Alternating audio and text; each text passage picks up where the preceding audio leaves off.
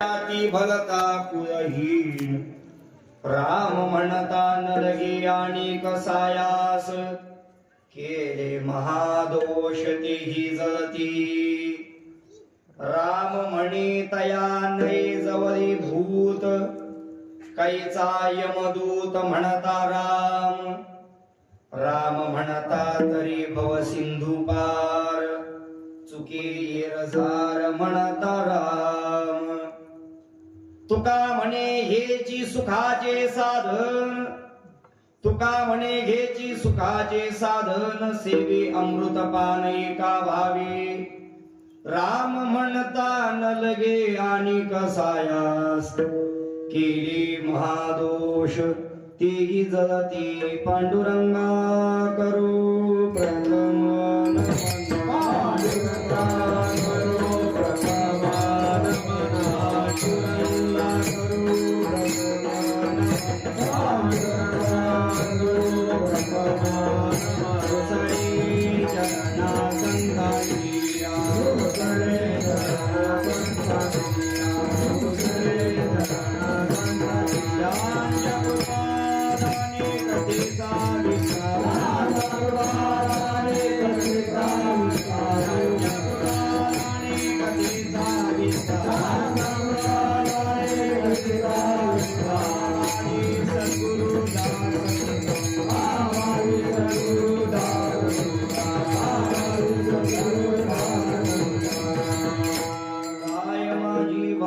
मानेल संतांसी रंजव चित्तासी आपुल्या लोकाभिरामं रणरंग धीरं राजीव नेत्रं रघुवंशनाथं कारुण्य रूपं करुणाकरन्तं श्रीरामचन्द्रं शरणं प्रपद्ये मनोजवं मारुततुल्यवेगं जितेन्द्रियं बुद्धिमतां वरिष्ठं वातात्मजं वानरयूथमुख्यं श्रीरामदूतं शरणं प्रपद्ये नमो ज्ञानेश्वरा निवृत्ति उदारा सोपानदेवा मुक्ताबाई नमो त्रिभुवन पावनी आद्यत्रय जननी देवांची धन्य धन्य एकनाथ तुमचे पायी माझा माता नमो सद्गुरु तुकया ज्ञान दीपा नमो सद्गुरु सच्चिदानंद रूपा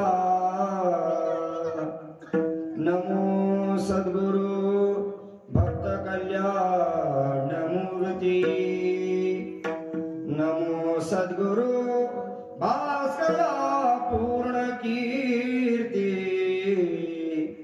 संपाद्य ज्ञानं च विधाय भक्तिं विलोकितो येन समाधिराजः वैराग्यवन्तं सुविचारयुक्तं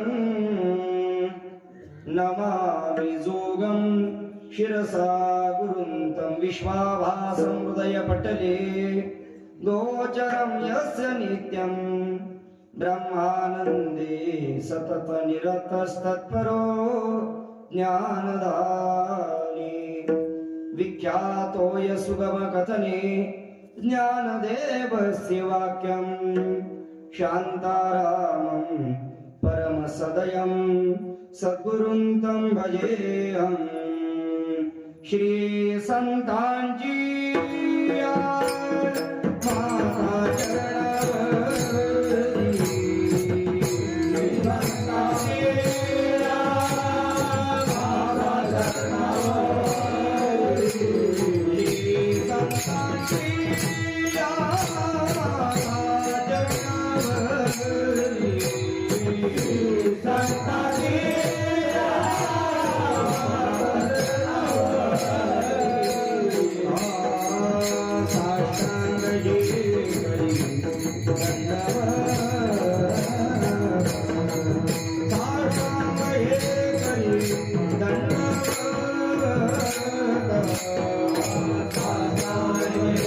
Hare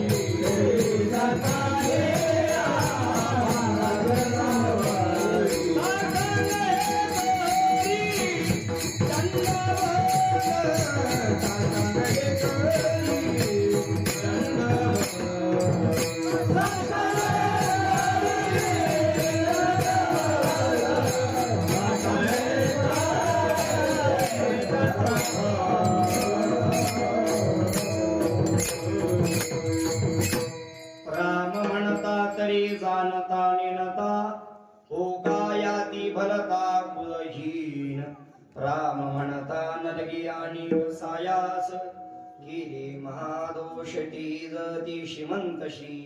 जगद्गुरु तुकोबाराय महाराजांचा अभंग असून 5 चरणाचा आणि या 5 चरणाच्या अभंगामधून जगद्गुरु तुकोबाराय आपल्या समोर प्रभू रामचंद्रांच्या रामनामाची फलश्रुती प्रतिपादन करतात. विठ्ठल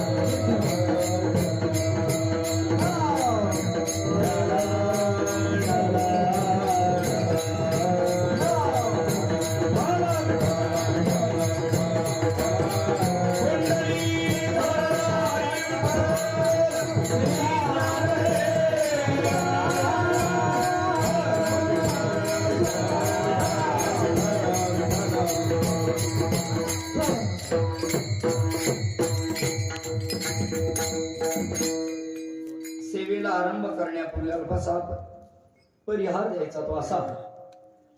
मर्यादा पुरुषोत्तम प्रभू श्री रामचंद्रांच्या अवतार दिनानिमित्ताने अर्थात श्रीराम नवमी निमित्ताने संपूर्ण भारतच नाही तर भारताच्याही बाहेर ज्या ज्या ठिकाणी म्हणून हिंदू संस्कृती जिवंत आहे अशा ठिकाणी प्रभू रामचंद्रांचा जन्मोत्सव अर्थात अवतारोत्सव प्रगटोत्सव मोठ्या आनंदामध्ये संपूर्ण भाविक मंडळी संपन्न करतात.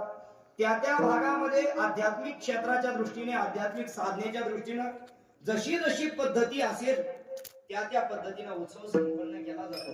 काही ठिकाणी या खर तर चैत्र शुद्ध प्रतिपदा म्हणजे गुढीपाडव्यापासून तर रामनवमी पर्यंत हा एक नवरात्रच मानला जातो. जसं आपल्याकडे अश्विन नवरात्र मानला जातो ना, अश्विनामध्ये आपण घटस्थापना करून नवरात्र महोत्सव करतो, त्या पद्धतीनं काही भागामध्ये चैत्र नवरात्र मानण्याची पद्धती. काही काही मंडळींना या 9 दिवस उपवासच असतो. मग या 9 दिवसामध्ये प्रभू रामचंद्रांच्या नावाने जय जयकार करायचा, उत्सव करायचे. मग ते रामनवमीच्या त्या रामकथेच्या निमित्ताने असेल, रामचरितमानस असेल, गीत रामायण असेल, प्रभू रामचंद्रांचे वेगवेगळ्या प्रकारच्या मंत्राचं अनुष्ठान जपानुष्ठान असेल, अशा वेगवेगळ्या दृष्टीने हा उत्सव संपन्न करतात. विशेष करून आपल्या महाराष्ट्रामध्ये वारकरी संप्रदायाचा पगडा, वारकरी संप्रदायाचा प्रभाव इतर संप्रदायापेक्षा जास्त आहे आणि त्यामुळे संपूर्णच महाराष्ट्रभर अगदी काही तुरळक ठिकाणं सोडले तर संपूर्णच महाराष्ट्रभर रामनवमीचे उत्सव हे वारकरी संप्रदायाच्या पद्धतीने होतात. अर्थात वारकरी संप्रदायाच्या पद्धत म्हटलं की मग पहाटे काकडा भजन आलं, सकाळी विष्णू सहस्रनाम आलं, नंतर ज्ञानेश्वरीचे किंवा गाथेचं पारायण आलं, दुपारच्या सत्रामध्ये गाथेचं भजन, दुपार नंतर ज्ञानेश्वरीचं प्रवचन, नंतर नियमाचं भजन, हरिपाठ, कीर्तन, त्याच्यानंतर जागर. अलीकडे दुर्दैवाने म्हणावं लागेल पण अलीकडे लोकांचा बाकीच्या सगळ्या क्रियांकडे, बाकीच्या सगळ्या उपक्रमाकडे दुर्लक्ष झालं. लोकांचा फोकस फक्त कीर्तनावर आला. गावगावचे काकडा भजनं बंद पडले, जागृत मागच बंद पडले, पण काकडा भजनं बंद पडली. जरी करायचे म्हणलं तरी ते 4-2 जणांनी यायचं आणि त्यांनी काकडा भजन करायचं. ते 4-2 जण अख्ख्या गावाच्या शिव्या खातात बेचारे. काकडा करणारे लोक काय चांगलं म्हणत नाही तर लोक चांगलं म्हणत नाही. हे 4 वाजता काकडा यांचा सुरू झाला का गावकऱ्यांना डोकं पुढ वाटती. खरं तर सप्ताह संपायचा म्हटलं की सगळ्यासाठी आनंदाचा दिवस असतो. जे सत्वगुणी माणसं असतात ते सत्वगुणी माणसं आपले 7 दिवसाची सेवा सफल झाली म्हणून सत्वगुणी असतात. रजोगुणी का खुश असतात, आता जेवायला भेटेल म्हणून रजोगुणी खुश असतात. आणि तमोगुणी 7 दिवसापासून गावात कटकट चालू होती ती एकदाची बंद होईल म्हणून खुश असतात. काकडा भाजन बंद होण्याच्या मार्गावर अगदी गावामध्ये तुरळक 4-2 माणसांनी करावं. ज्ञानेश्वरी पारायण बऱ्यापैकी बंद झाल्यातच जमाय. बंद झाल्यावर पत्रिकेवर मोठ्या अक्षरात लिहिलेलं असतं भव्य ज्ञानेश्वरी पारायण. गावाला जातो आपण, एखाद्याने विचारलं जातं पारायणाला किती माणसं आहेत, 4 पोरं आहेत, 4 टाबर. ते 4 टाबर असे बसलेले असतात. त्यांना ज्ञानेश्वरी उलटी मांडली का सुईची मांडली हे सुद्धा कळत नाही. फक्त ते व्यासपीठ चालकाने भरा भरा भरा भरा उक्त घेतल्यासारखं 7 दिवसात ज्ञानेश्वरी वाचून काढावी अशा पद्धतीनं. मला वाटतं मी 2 वर्षापूर्वीच्या उत्सवाला आलो होतो. 2 वर्षापूर्वी या ठिकाणी गाथा पारायण करतात आपण म्हणते, बरोबर ना? आता ज्ञानेश्वरी पारायण. पण गाथा पारायणाला आलो होते त्यावेळेस बऱ्यापैकी मंडळी बसली होती. ज्ञानेश्वरी पारायणालाही 45-50 माणसं चांगली गोष्ट आहे. पण अगदीच काही काही गावाला फारच पडझड असते बघा, फारच पडझड. म्हणून ज्ञानेश्वरी पारायण, गाथा भजन या सगळ्या क्रिया बंद झाल्या. त्या निमित्ताने कीर्तनाच्या माध्यमातून का होईना प्रभू रामचंद्रांचं गुणगान या काळामध्ये तरी झालं पाहिजे. संप्रदायातील मोठमोठी मंडळी सांगतात खरा कीर्तनकार कोण, जेव्हा निमित्त कळतं कार्यक्रमाचं तो. नाहीतर वाढदिवसाच्या निमित्त कीर्तन याजसाठी केला होता टास, शेवटचा दिस गोडवा शेवट तो भला वाढदिवसाला. एखाद्या 5च्या दिवशी कीर्तन ठेवलं, गावाकडे काही काही पद्धत असते, 5च्या दिवशी कीर्तन ठेवलं आणि याने अभंग घेतला मरणाही आधी राहिलो मरुणी. हे कळत नाही ना निमित्त. रामचंद्रांचा प्रभू रामचंद्रांचा उत्सव आहे. मग रामचंद्रांच्या नाम महात्म्य सांगणारा, नाम प्रभू रामचंद्रांचा गुण महात्म्य, स्वरूप महात्म्य सांगणारा अभंग सेवेकरता घेतला पाहिजे. तेच श्रावणाचा कालावधी असला का भगवान शंकराचं वर्णन करणारा, गोकुळाष्टमीचा उत्सव असेल तर भगवान श्रीकृष्ण परमात्म्याचं वर्णन करणारा, पुढे गणपती बाप्पाच्या उत्सवाच्या वेळेस गणपती बाप्पांचं वर्णन करणारा, गणपती बाप्पा संपले का पितृपक्षामध्ये आपल्या पितरांच्या संबंधाने वर्णन करणारा, पितृपक्ष संपला का नवरात्र आला देवीच्या संबंधाने वर्णन करणारा, देवी झाली का लगेच दसरा दिवाळी येते दसरा दिवाळीच्या संबंधाने वर्णन करणारा, दसरा दिवाळी संपली का लगेच पंढरपूरची कार्तिकी येते, पंढरपूरच्या कार्तिकीच्या वारीच्या संबंधाने वर्णन करणारे अभंग, पंढरपूरची कार्तिकी झाली की लगेच ज्ञानोबारांचा संजीवन समाधी सोहळा येतो, ज्ञानोबारांचं वर्णन करणारे अभंग, ज्ञानोबारांचा समाधी सोहळा झाला का सोपांगाचा समाधी सोहळा येतो त्या प्रसंगाचे अभंग, ते झालं का लगेच निवृत्तीनाथांचा समाधी सोहळा येतो पौष मध्ये त्या प्रसंगाचे अभंग, पौष मध्ये निवृत्तीनाथांचा समाधी सोहळा संपत नाही तर माघात आणि महाशिवरात्री परत भगवान शंकराचं वर्णन करणारे अभंग, महागती भगवान शंकराचं महाशिवरात्री झाली का फाल्गुनात आली तुकाराम बीज परत तुकोबारांचे वर्णन करणारे अभंग. हे जे वर्षभराचं जे कालचक्र चालताना त्या प्रसंगी त्या प्रसंगाचे अभंग घेतले पाहिजेत. रामनवमी निमित्ताने उत्सव आहे, त्या निमित्ताने खरं तर कीर्तनाला अभंग कीर्तनकार मननी घेतात अलीकडं. पण आज मला तुमच्या गावातून हरिभंगी अभंग दिला हरी महाराजांनी. तो मी मगाशी प्रवासात आल्यावर सहज त्यांचा फोन झाला, कुठपर्यंत आले त्यांना विचारलं कोणते कोणते अभंग झाले, त्यांनी सांगितलं. मग मी सहज म्हणून गेलो आज कोणता घ्यायचा, त्यांनी म्हणावं ना मग तुमच्या मनाने घ्या. पण ते जवळचा मित्र असला तर अवघडच असतो थोडस जवळ. त्यांनी पण अधिकारवाणीने सांगितलं म्हणे घ्या, राम म्हणता तरी जाणता नेणता. आणि मग आपल्याला काय प्रभू रामचंद्राच्या समोरच सेवा करायची, त्यांचं वर्णन करायचं ते लय करून घ्यायचे, मग कोण करून घेईन. विठ्ठल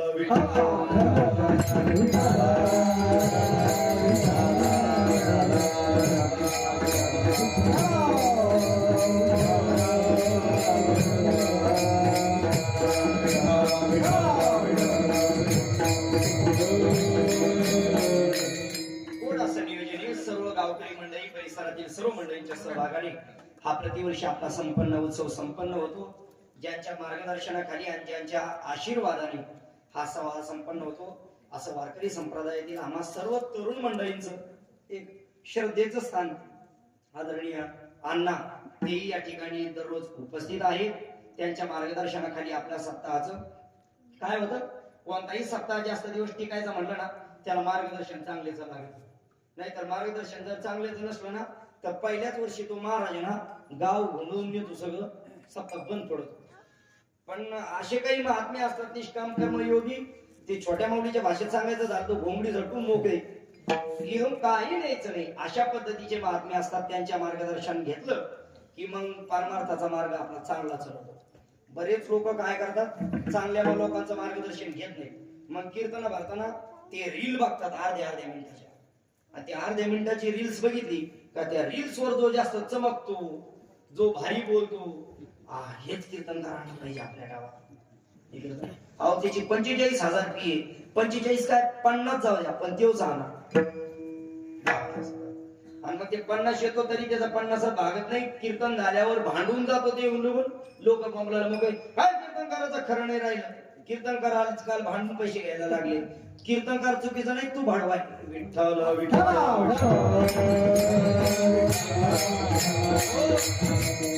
कोणताच कीर्तनकार, स्पष्ट बोलतो मी, कोणताच कीर्तनकार तुमच्या घरी येत नाही आमची तारीख घ्या म्हणून. तुम्हाला एवढं कळत नाही. कीर्तन आपल्या गावातला सप्ताह आपण खर्च करून कीर्तनकाराची तारीख घेतो. निदान कीर्तनकाराचा आचार विचार त्याचा अभ्यास पाहण्याचं करत नाही तुम्हाला. साधं माता भगिनी बाजारात गेल्या तर साधं मडकं घ्यायचं म्हणलं तर 4 वेळा वाजून पाहतात. काय म्हणणं आहे तुमचं? हा भदभद वाजल्यावर घेता का तुम्ही? मग कसं घेता? कसं वाजलं पाहिजे? टंगटंग वाजलं पाहिजे. टंगटंग वाजलं तर घेता, भदभद वाजलेलं घेत नाही. कीर्तनकार घेतरी कळलं नाही पाहिजे, कीर्तनकार वाजून बघितला पाहिजे आधी. ते कोणीतरी सांगितलं होतं कीर्तनकार आला का तर त्याला आधी हरिपाठ होते, प्रश्न विचारित जा. महाराज सांगा बरं, जाणीवणी व भगवंती नाही त्याच्या पुढचा अभंग कोणता आहे? पण त्याला विचारायला आधी तुमच्या पाठ लागल ना. आपल्याच पाठ नाही. हरी उच्चारणी अनंत पापाला शिक, हरी उच्चारणी मंत्र आगत, याच्यातच ताळमेळ लागत नाही आपल्याला. लोक म्हणतात काय करायचं आपल्याला, 2 तासापुरता मतलब असतो. अरे तेच महत्वाचं आहे, तेच महत्वाचं आहे. या लाखो रुपये लोक खर्च करतात आणि या गादीवर कोणालाही बिनलाजाला आणून उभा करतात. त्याचे मत ऐकतात, त्याचं कीर्तन ऐकून त्याचा तर त्याचा उद्धार नाहीच, पण आपलाही उद्धार होत नाही ना, उपयोग नाही ना काही. केवळ गप्पा गोष्टी ऐकून उपयोग नाही. या ठिकाणी आल्यानंतर या गादीची जबाबदारी आहे, या गादीवर उभा राहणाऱ्या माणसाची, की याने या ठिकाणी येऊन संतांचाच विचार लोकांपर्यंत मांडला पाहिजे. संतांचाच विचार. लोक म्हणतात आजच्या कीर्तनकाराने हसवलं नाही. घरी मरणं तिकडे टीव्ही बघ ना. हसवण्यासाठी थोडंच कीर्तन आहे. ऐका, जगामध्ये फक्त कीर्तन नावाचं एवढं एक साधन उद्धाराचं म्हणून साधन राहिले. बाकी सगळे मनोरंजनाचे साधन झाले. तुम्हाला मनोरंजनाकरता मोबाईल आहे खिशात, घरामध्ये टीव्ही आहे, तमाशा आहे, पिक्चर आहे. तुम्ही ते काय जाऊ नका म्हणलेले ऐकणार आहेत का? काय त्याला जाणारच आहेत. हे सगळ्या गोष्टी मनोरंजनाकरता वापरा, पण हे कीर्तन एवढं एकदा उद्धाराकरता ठेवा. आणि हे जर एकदा मनोरंजनाकरता झालं तर जगामध्ये तुमचा आमचा उद्धार करायला एकही साधन शिल्लक राहत नाही. आपल्याला कुत्र्याच्या मौतीनच मरण आहे. विठ्ठल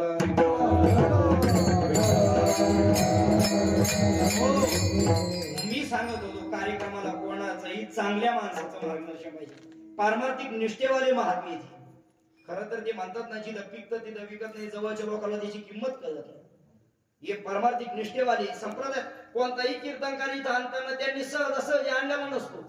अगोदर 10 वर्ष त्यांनी किमान वारीत पाहिलेला असतो. ते आता बाबांना मी जवळजवळ 2015 पासून बाबांना ओळखतो. 2015 पासून आम्हाला सेवा भेटली 2024 ला. 15 ते 24 किती सलग 9-10 वर्ष दररोजच्या पंढरपूरच्या संस्थेत काकड्याला आहेत आम्ही एकत्र. बाबाकडेच विना राहायचं. पंढरपूरला ज्ञानोबाच्या सोया चालायला येतो सोबत. हे लोकांना पाहिल्याशिवाय हे लोक कोणाला आणत नाहीत. याची जरा गावकरी मंडळीने जाणीव ठेवली पाहिजे. चांगल्या माणसाच्या मार्गदर्शनाने आपला उत्सव संपन्न झाला पाहिजे. मी कीर्तनाची पत्रिका बघितली, अत्यंत सगळेच सात्विक महाराज मंडळी, सगळेच सात्विक. नाहीतर लोकांच्या बऱ्याच जणांची कीर्तनाची पत्रिका बघितल्यावर नाराज असं काय हो रील स्टार आलाच नाही, याच्यात एक पण फेमस नाही. काय करायचं फेमस आणून कीर्तनाचा सप्ताहाचा पट्ट्याबोळ होतो. ध्यानात घ्या.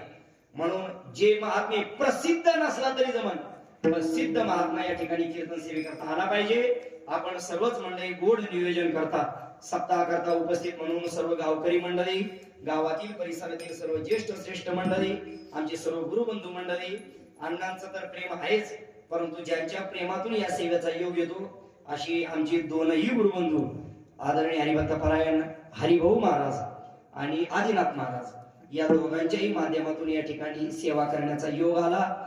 सर्व माता भगिनी पुरुष मंडळी आपल्या सर्व ज्येष्ठ श्रेष्ठ मंडळींच्या चरणी विनम्र भावे दंडवत घालतो. सेवेला पूर्ण विराम देतो. काय सुरुवात करायची का? हा, सेवेला सुरुवात करतो. विठ्ठल विठ्ठल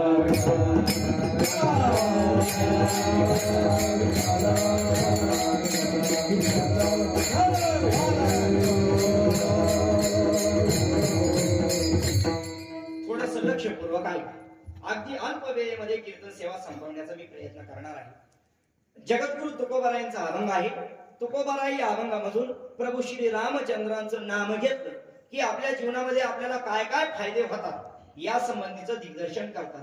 मुळात आजच्या कीर्तनाचे मुख्य नायक आहेत प्रभू रामचंद्र. प्रभू रामचंद्रांच्या संबंधानेच आपल्याला चिंतन करायचं आहे. थोडस महत्व सांगतो प्रभू रामचंद्रांचं. राम हा शब्द फक्त आपण नेहमी उच्चारतो. अलीकडे काही लोकांना त्या राम शब्दाचंही वावडं निघालं. जय श्रीराम म्हणलं तर लोक म्हणतात बीजेपीचा आणि श्रीरामाचा काय संबंध? काही संबंध नाही. जय श्रीराम हे आपल्या हिंदुत्वाचा ब्रीद मंत्र आहे. जय श्रीराम सगळ्यांनी अभिमानाने म्हणलं पाहिजे. जय श्रीराम ते म्हणण्यात कसली आली लाज? जय श्रीराम प्रभू रामचंद्रांचा उच्चार केला पाहिजे. ज्या रामचंद्रांचा उच्चार केला पाहिजे, ऐका, त्या प्रभू रामचंद्रांच्या थोडा संबंध इतिहास सांगतो.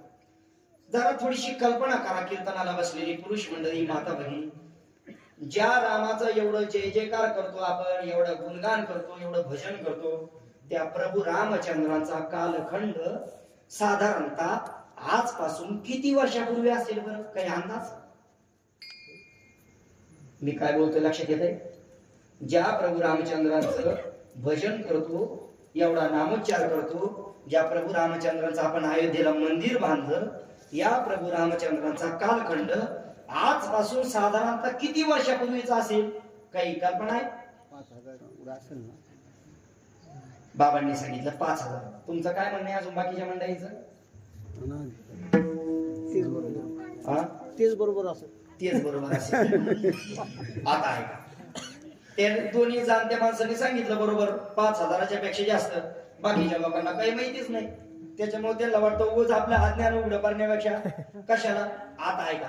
प्रभू रामचंद्राचा मी कालखंड आजच्या दिवसापासून सांगतो.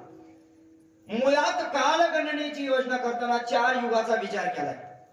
कृतयुग, त्रेतायुग, द्वापारयुग, कलियुग. या कलियुगाचं आयुष्य 4,32,000 वर्ष. ऐकून ठेवा फक्त. कलियुगाचं आयुष्य 4,32,000 वर्ष. द्वापार युगाचं आयुष्य 8,64,000 वर्ष. त्रेतायुगाचं आयुष्य कलियुगाचे तिप्पट 12,96,000 वर्ष. आणि कृतयुगाचं आयुष्य कलियुगाच्या चौपट म्हणजे 17,28,000 वर्ष. असे सगळे मिळून होतात 43,20,000 वर्ष. याच्यातलं सध्या चालू असलेलं युग हे कलियुग. त्या कलियुगाचे वर्ष झालेत 5,127. 27 पूर्ण होऊन 128 वर्ष चाललंय. पाहता, ज्या प्रभू रामचंद्रांचं आपण भजन करतो ते प्रभू रामचंद्र आहेत त्रेतायुगातले. त्रेतायुग झालं. त्रेतायुगाचं आयुष्य सांगितलंय 12,96,000 वर्ष. त्या 12,96,000 वर्षातले 8 लाख वर्ष अगोदर होऊन गेले होते. 8 लाख वर्ष अगोदर होऊन गेलेले होते. त्याच्यानंतर उरलेले 4 लाख वर्ष 96,000 म्हणजे थोडक्यात 5 लाख वर्ष. 5 लाख वर्ष बाकी असताना प्रभू रामचंद्रांचा अवतार झाला. प्रभू रामचंद्र निज धामाला गेल्यानंतर 4 लाख वर्षापर्यंत त्रेतायुग होत. किती? प्रभू राम कालगणना फक्त ध्यानात घ्या. प्रभू रामचंद्र निज धामाला गेल्यानंतर 4 लाख वर्ष त्रेतायुग होत. त्याच्या व्यतिरिक्त द्वापार युग 8,64,000 वर्ष म्हणजे किती झाले? 12,64,000. त्या अगोदरचे 96 लाख ते तर आपण सोडूनच दिले. 96,000 म्हणजे थोडक्यात 13 लाख 13.5 लाख वर्ष ते प्लस हे 5,000 वर्ष. जरा हिशोब डोक्यात येतो ना तुमच्या? हिशोब डोक्यात येतोय ना? ज्या प्रभू रामचंद्रांचं आपण भजन करतो त्या प्रभू रामचंद्रांचा अवतार होऊन तब्बल 13.5 लाख वर्ष झाले. किती? 13.5 लाख वर्ष झाले प्रभू रामचंद्रांचा अवतार होऊन. एवढ्या वर्षानंतरही आज हिंदू जनमानस प्रभू रामचंद्रांना विसरलं नाही. ही रामचंद्रांची ख्याती आहे.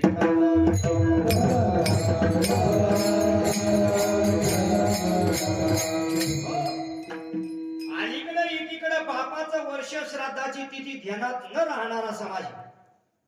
बापाच्या श्राद्धाच्या वेळेला ब्राह्मणाला जाऊन विचारतात, का हो काका आमच्या म्हाताऱ्याचं श्राद्ध कधी? नेमकं म्हातारा याचा असतो का ब्राह्मणाचा असतो तेच कळत नाही. पितृपक्षात ते भाद्रपदात पितरपाठ म्हणतात ना आपल्याकडे. हा, त्या पितरपाठात फार मोठी गंमत असते. त्या 15 दिवसामध्ये आपल्या पितरांना जीव घालायचं असतं. बऱ्याच जणांच्या तिथीच ध्यानात नसते. ब्राह्मणाकडे विचारायला जातात, का हो आमच्या म्हाताऱ्याचे पित्र कधी येतं? मग ते ब्राह्मणची तिथी सांगल त्या तिथीला. आता ते ब्राह्मणाची काय सगळ्या गावात कुठं ध्यानात राहते. अलीकडे एवढे ब्राह्मण कमी झाले. एका 10 गावात एक ब्राह्मण ते तरी कोणा ध्यानात धरा. मग ते सांगतो एखादी कोणती तरी मोगम तिथी. मग आपल्या ध्यानात असले का हो तुमचे आजोबा तर सप्तमीला वारले, तुम्ही तृतीयेला कस काय पित्र घातले? ब्राह्मणांनी सांगितलं. ब्राह्मण काय सांगत दुसरं तिथी ध्यानात नसल्यावर. ऐका, एकीकडे आपल्या वडिलांची तिथी ध्यानात न धरणारे पण प्रभू रामचंद्रांच्या अवताराची तिथी अजूनही जनमानसांना माहिती. चैत्र शुद्ध नवमी रामनवमीचा उत्सव अजूनही करतात. हे प्रभू रामचंद्रांचं समर्पण आहे. विठ्ठल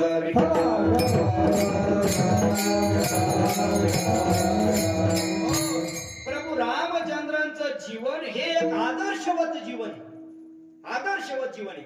इतकं आदर्शवत आहे. ऐका, प्रभू रामचंद्रांच्या जीवनासारखं निर्मल जीवन ना आपल्या संस्कृतीमध्ये त्याच्यापूर्वी कधी झालंय आणि त्याच्या नंतरही कधी झालं नाही. इतकं प्रभू रामचंद्रांचं निर्मळ जीवन, इतकं प्रभू रामचंद्रांचं निर्मळ जीवन आहे. जर थोडस चिंतनच करायचं झालं प्रभू रामचंद्रांच्या संबंधाने तर प्रभू रामचंद्रांचा आचारही महत्वाचा आहे. प्रभू रामचंद्रांचा विचारही महत्वाचा आहे आणि प्रभू रामचंद्रांचा उच्चारही महत्वाचा आहे. विठ्ठल विठ्ठल.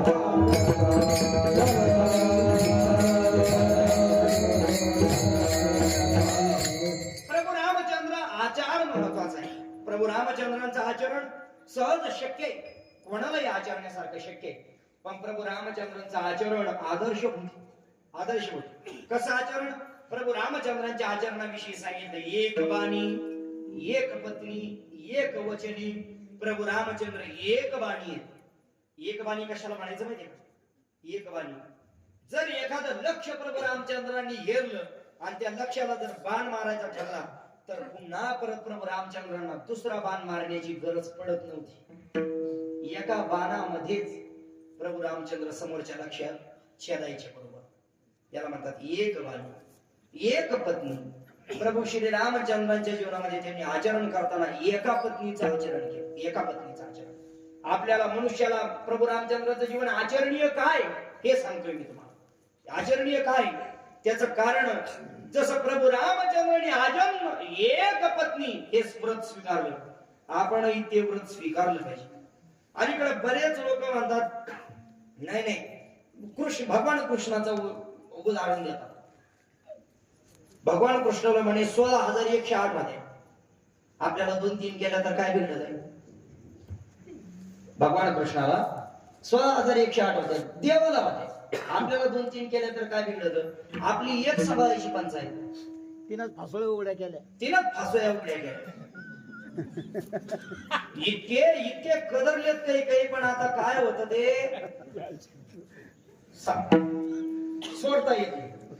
ते म्हणतात ना, एकदा की त्या उकळात गुंतलं का ते निघत नाही. खोटं बोलायचं नाही पुरुष मंडळी. कीर्तनात खरं बोलायचं असतं. गादीवर उभा राहिलेली पण बसलेली पण खरं बोलायचं. मला सांगा बरं, आठवड्यात एकदा तरी असा विचार येतो का नाही, हे सगळं सोडून कुठं तरी लांब निघून जावं? काय म्हणायचं तुमचं? येत नाही. मी त्यासाठी सांगितलं होतं, कीर्तनात बसल्यावर माणसं असंच बोलतात, पण असं होत नाही. असं होत नाही. ऐका, ते काय म्हणतात, आठवड्यात येत नाही का असा विचार? नाही येत. त्याचं कारण काय माहिती का? काही भाग्यवानाला दररोज येतो विचार की हे सगळं कुठेतरी सोडून जावं. आणि तुम्हाला अजून आला नसेल तर येईल. जर आसपास शेजारी पाजाराला विचारा, काय चाललंय तुमच्या रानात? जरा विचार. हीच स्थिती आहे सगळ्यांची. लोक फक्त काय होतं, आता तुम्ही जे म्हणता ना येत नाही विचार, हे फक्त दुःख झाकवण्याचं असतं. आपण की जसं एखादं विचारलं काय चाललंय, काय नाही बरं आहे, या बरं आहे या शब्दाचा अर्थ काय? त्याच्या पाठीमाग आहे काही ते. हा काहीतरी उगाच आहे काय, बरं आहे या शब्दाचा अर्थ काहीतरी आहे. प्रत्येकाला विचार येतो. या हे सगळं सोडून कुठेतरी निघून गेलं पाहिजे. कोणाला आठवड्यातून नाही तर महिन्यातून येतो, महिन्यातून नाही तर वर्षातून एखादा दिवस तरी असा येतो का हे सगळं सोडून कुठेतरी निघून जाऊ. अजून पण तुम्ही मान्य नाही, वर्षातून पण येत नाही का? जीवन एवढं सुंदर सांगितलं शास्त्राने, हा. अभ्यास करता येईल. जीवन इतकं सुंदर आहे, हा ते चांगलं आनंदाने जगलं पाहिजे. ध्यानात सुद्धा येत नाही. मग तेच मी म्हणतो, संसारामध्ये ते आनंदाने जगता येतं का? येताना आध्यात्मिक विचारा शेजारी पाजाराला विचारा ना काय चाललंय. त्यांच्याकडे असं येत नाही, येत नाही, अजिबातच संसारामध्ये येत नाही. जर तसं असतं तर संत वचन खोटे ठरले असते. संत महात्मे सांगतात सुख नाही कोठी आलिया संसारी, दुःख बांधवडी आया संसार, जो दे केसो दुखिया बाप. 10 वाजेपर्यंत प्रमाण सांगू शकतो मी. संत महात्मे खोटं तर बोलू शकत नाहीत ना. संत संसार दुःख मूळ चौकडे इंग, ज्या संसाराचा सुखाचा दूरपर्यंत संबंध नाही. मग तरी लोक म्हणतात की संसारामध्ये सुख आहे, जीवनामध्ये आनंद आहे, संसारामध्ये आनंद आहे. तोही कसा आहे तेही सांगतो ऐका. संसारामध्ये सुख कसं आहे माहितीये? संसारामध्ये सुख नाही, फक्त सुखाचा आभासी. आभासी आपल्याला वाटतं ते सुख आहे पण ते सुख नाही. याच्याकरता वेदांत शास्त्रामध्ये एक दृष्टांत आला, तो दृष्टांतही सांगून जातो. आता त्यांनी थोडस त्यांचं मत मांडलंय, त्यांना न्याय दिलाच पाहिजे. माझं काम आहे ते त्यांचं समाधान करणं. वेदांत शास्त्रामध्ये एक न्याय आलाय, एक दृष्टांत आलाय. वेदांत शास्त्र सांगतं रस्त्याने एक कुत्र चाललेलं असतं. कुत्र चालल्यानंतर त्या कुत्र्याला काय होतं, एक हाड सापडतं. काय सापडतं? हाड कळतं तुमच्याकडे, म्हणजे हाडूक सापडतं. आणि ते हाडूक बनतं जुनं होतं, वाळलेलं हाडूक होतं. आणि ते हाडूक पाहिलं की कुत्र्याच्या तोंडाला पाणी सुटलं. हाडूक पाहिलं की कुत्र्याच्या तोंडाला पाणी सुटत. काय काय म्हणलं, काही बोललो, काहीतरी बोलून गेलो का? हाडूक पाहिल्यावर कुत्र्या तोंडाला पाणी म्हणलो मी, फक्त कुत्र्याच्या सुटत का? 4 पायाच्या कुत्र्याचं चाललेलं. हा, हाडूक पाहिलं की कुत्र्याच्या तोंडाला पाणी सुटलं. आणि मग ते कुत्र्याने काय केलं, ते हाडूक तोंडामध्ये धरलं. तोंडामध्ये धरलं आणि ते चावू लागलं. त्या कुत्र्याला अपेक्षा होती या हाडकामधून रक्त येईल, ते रक्त मी पिईल. कुत्र ते हाड चावू लागलं. कुत्र ते हाड चावू लागलं. चावता चावता बराच वेळ चावला. त्या हाडातून काय रक्त आलं नाही. परिणाम असा झाला की हाडाचा थोडासा कोणा कुत्र्याच्या दाढाला लागला. त्या दाढाचं रक्त त्या हाडकाला लागलं. आणि त्या हाडाला लागल्याबरोबर ते कुत्र्याला ते हाड लाल दिसलं. कुत्र म्हणलं आत्ताशीच पाजर फुटलं, आत्ताशीच पाजर फुटलाय. आतापर्यंत पाजर नव्हता, आता पाजर फुटलाय. माझा दृष्टांत सांगा. मला सांगा ते रक्त त्या हाडाचं आहे का कुत्र्याचं आहे? आणि तुम्हाला काय वाटतं, मी कुत्र सांगायला आलो का तिथे इथं? आपल्याला वाटतं संसारात सुखी, संसारात सुखी, विषयामध्ये सुखी. संसारात सुख नाही, विषयात सुख नाही, ते आत्मसुखी. आपल्याला त्याच्या माध्यमातून आलं म्हणून असं वाटतं की ते त्याचं सुख आहे, ते त्याचं सुख नाही. जीवन आनंदमय हे फक्त बोलायचे विषय येतं. जीवन मुळात आपल्याला जे जीवन मिळालंय ना, तेच आपल्या कर्माचं केले कर्म झाले, तेच जी भोग आले. आपलं काहीतरी मागचं कर्म शिल्लक आहे, काहीतरी त्याची फेड म्हणून याच्या करता आले.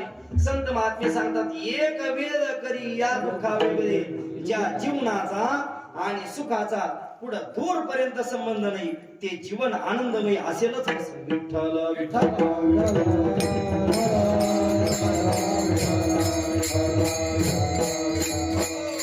प्रभू याचा आनंद आणि आनंद मग जीवनामध्ये मिळतच नाही का? आनंद मिळतो, पण तो आनंद मिळण्याकरता फक्त शुद्ध अध्यात्म. हे शुद्ध शब्दाला अंडरलाईन करा, शुद्ध शब्दाला अंडरलाईन करा. शुद्ध अध्यात्माचा मार्ग निवडला तरच जीवन आनंदीमय होतं. लोक बरेच जण म्हणतात मग कीर्तनकार तरी पुढे सुखी आहेत. याच्याकरता मी शुद्ध अध्यात्म हा शब्द वापरला. शुद्ध अध्यात्म केला ना तर त्याच्यासारखा आनंद कशातच नाही.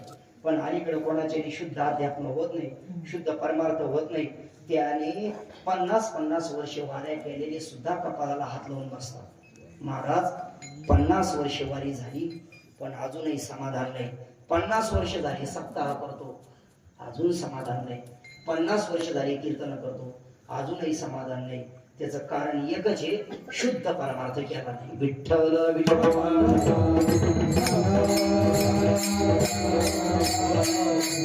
विषय इथून निघाला होता.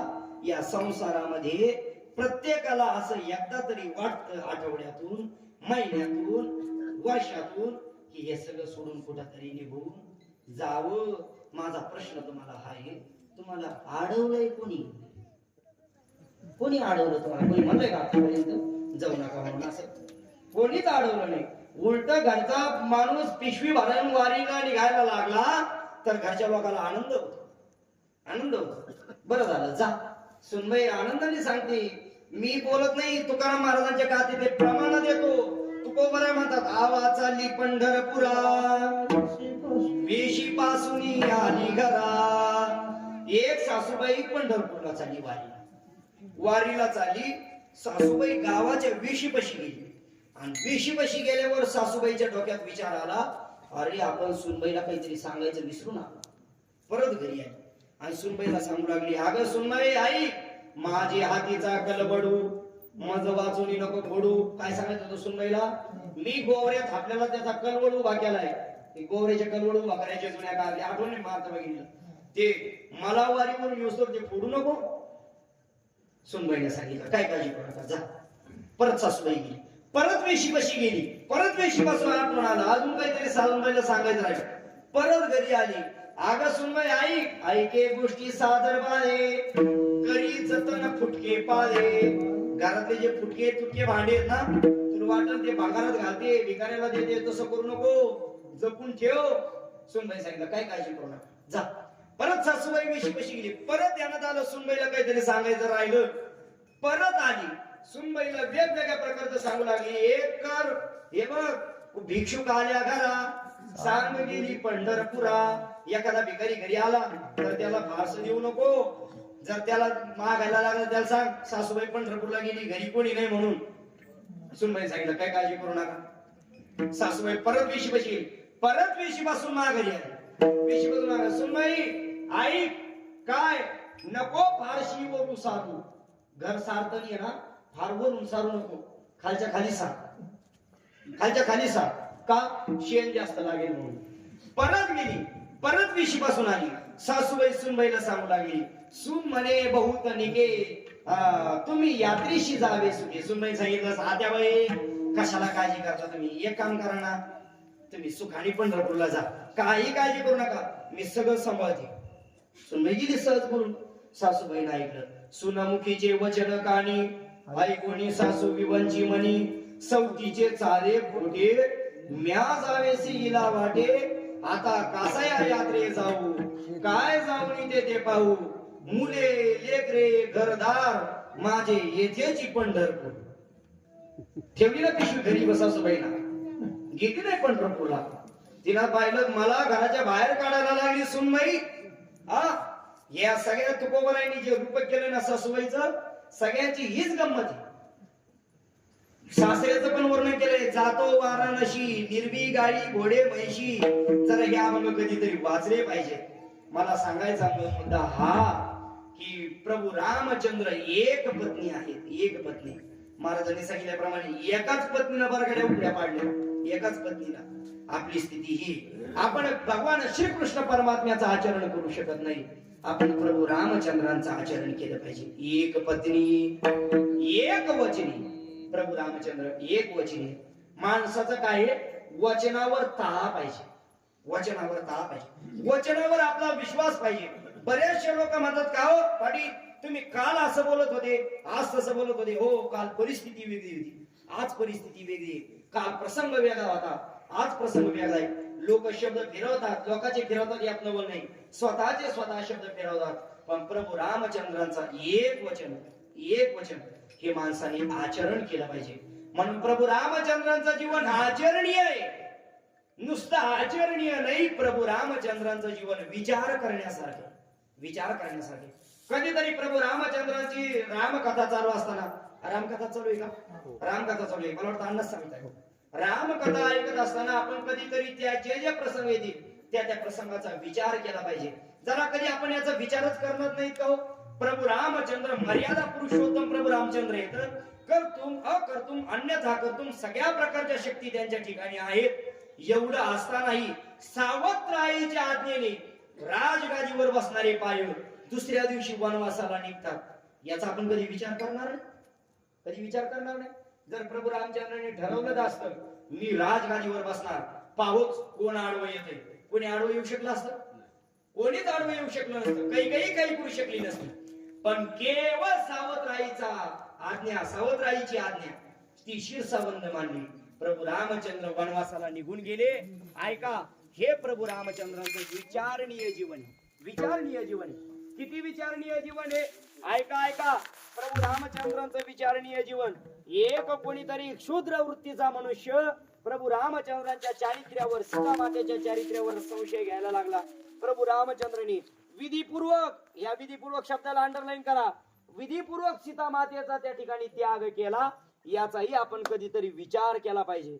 प्रभू रामचंद्रांचं जीवन जसं आचरणासाठी योग्य आहे तसं प्रभू रामचंद्रांचं जीवन विचारासाठी योग्य आहे, आणि तसं प्रभू रामचंद्रांचं जीवन आचरण्यासाठी, विचारण्यासाठी योग्य आहे, तसंच ते उच्चारण्याकरता सुद्धा सोपं आहे। किती सोपं? राम राम दोन्ही अक्षरी, राम राम दोन्ही अक्षरी,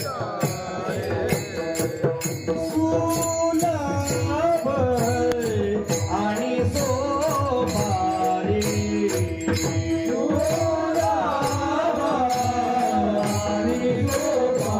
सोपारी, दादा मागी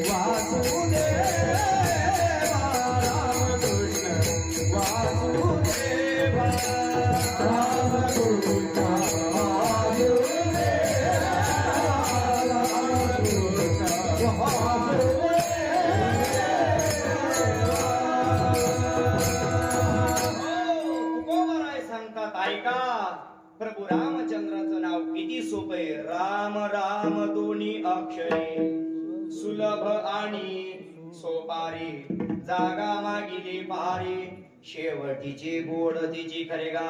प्रभू रामचंद्रांचं नाव हे सुलभ आहे आणि सोपं आहे। सुलभ या शब्दाचा अर्थ आहे सहज प्राप्त होणार, सहज प्राप्त होणार।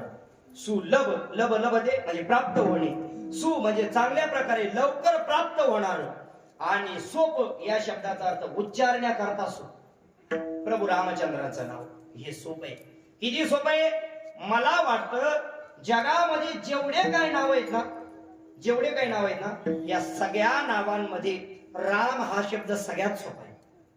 सगळ्यात सोपा आहे. ज्या ज्या मंडळीचं थोडंफार व्याकरण झालं असेल, शाळा झाली असेल, त्या मंडळीच्या लक्षामध्ये येईल. व्यंजनामध्ये काही वेगवेगळ्या प्रकारची व्यंजन आहेत. कठोर व्यंजन आहेत, मृदू व्यंजन आहेत आणि अनुनासिक व्यंजन आहेत. याच्यामध्ये वर्णामध्ये दोन प्रकार पडतात. एक कठोर वर्ण आणि मृदू वर्ण. कठोर वर्णामध्ये फक्त पहिले दोन गट क च ट त प, ख छ ठ थ फ आणि श श स एवढे 13च वर्ण कठोर वर्णात टाकले. बाकीचे सगळेच्या सगळे वर्ण मृदू वर्णामध्ये टाकले. मृदू वर्णामध्ये तुम्ही म्हणाल एक कठोर वर्ण आणि मृदू वर्ण कुठून आणलं मध्येच? कठोर वर्ण कशाला म्हणतात ऐका. जे उच्चार करण्याकरता कठीण जातात त्याला कठोर म्हणायचं, आणि जे उच्चार करण्याकरता सोपे जातात त्याला काय म्हणायचं? मृदू वर्ण म्हणायचं. सोपं आहे. थोडस लक्षपूर्वक ऐकलं तर लक्षात येईल. पहा, कठोर वर्ण कशाला म्हणायचं पहा. क जरा क चा उच्चार केला ना घशातून करावा लागतो. क ख या दोन शब्दाचा उच्चार करण्याकरता जेवढा जोर द्यावा लागतो तेवढा ग चा उच्चार करण्याकरता द्यावा लागत नाही. जरा मनातली मनात म्हणून बघा बरं. क हा क म्हणा. क ख आणि ग ग सहज उच्चार होतो. ग घ ग याचा उच्चार सहज होतो. पुढच्या वळीमध्ये च छ उच्चार करायला जड जातं. ज झ सोपा जातो. लगेच आपल्याला लक्षात येतं हे मृदू वर्ण येतं. ऐका, प्रभू रामचंद्राची किंवा भगवान परमात्म्याची जेवढे काही अनेक नाव आहेत, विष्णू सहस्रनामामध्ये 1000 नावं तर आलेतच, पण केवळ 1000 नावं भगवान परमात्म्याला असं नाही. याच्या व्यतिरिक्त अनेक नावं भगवान परमात्म्याला आहेत. पण हे भगवान परमात्म्याचे सगळे नाव एकीकडं आणि एकटं प्रभू रामचंद्राचं नाव एकीकडं, एकटं राम नाव एकीकडं. सगळ्या नावामध्ये कठोर वर्ण आहे, कठोर वर्ण आहे. पण प्रभू रामचंद्राचे जे राम नाव आहे ना, त्या राम नावामध्ये जेवढे वर्ण आहेत ते सगळेच्या सगळे मृदू वर्ण आहेत. राम राम दोन अक्षर आहेत. वर्णाचा विचार केला तर 4 वर्ण येतात. र आ म अ असे 4 वर्ण येतात. हे र ही मृदू आहे, आ ही मृदू आहे, म ही मृदू आहे आणि शेवटचा अ सुद्धा मृदू आहे. एवढं सोपं नाव आहे, एवढं सोपं नाव आहे. इतकं सोपं नाव आहे. प्रभू रामचंद्राचं नाव सहज कोणीही घेऊ शकतं, म्हणून सोपं आहे, म्हणून सुलभ आहे, म्हणून सोपं आहे. कोणीही घेऊ शकतं.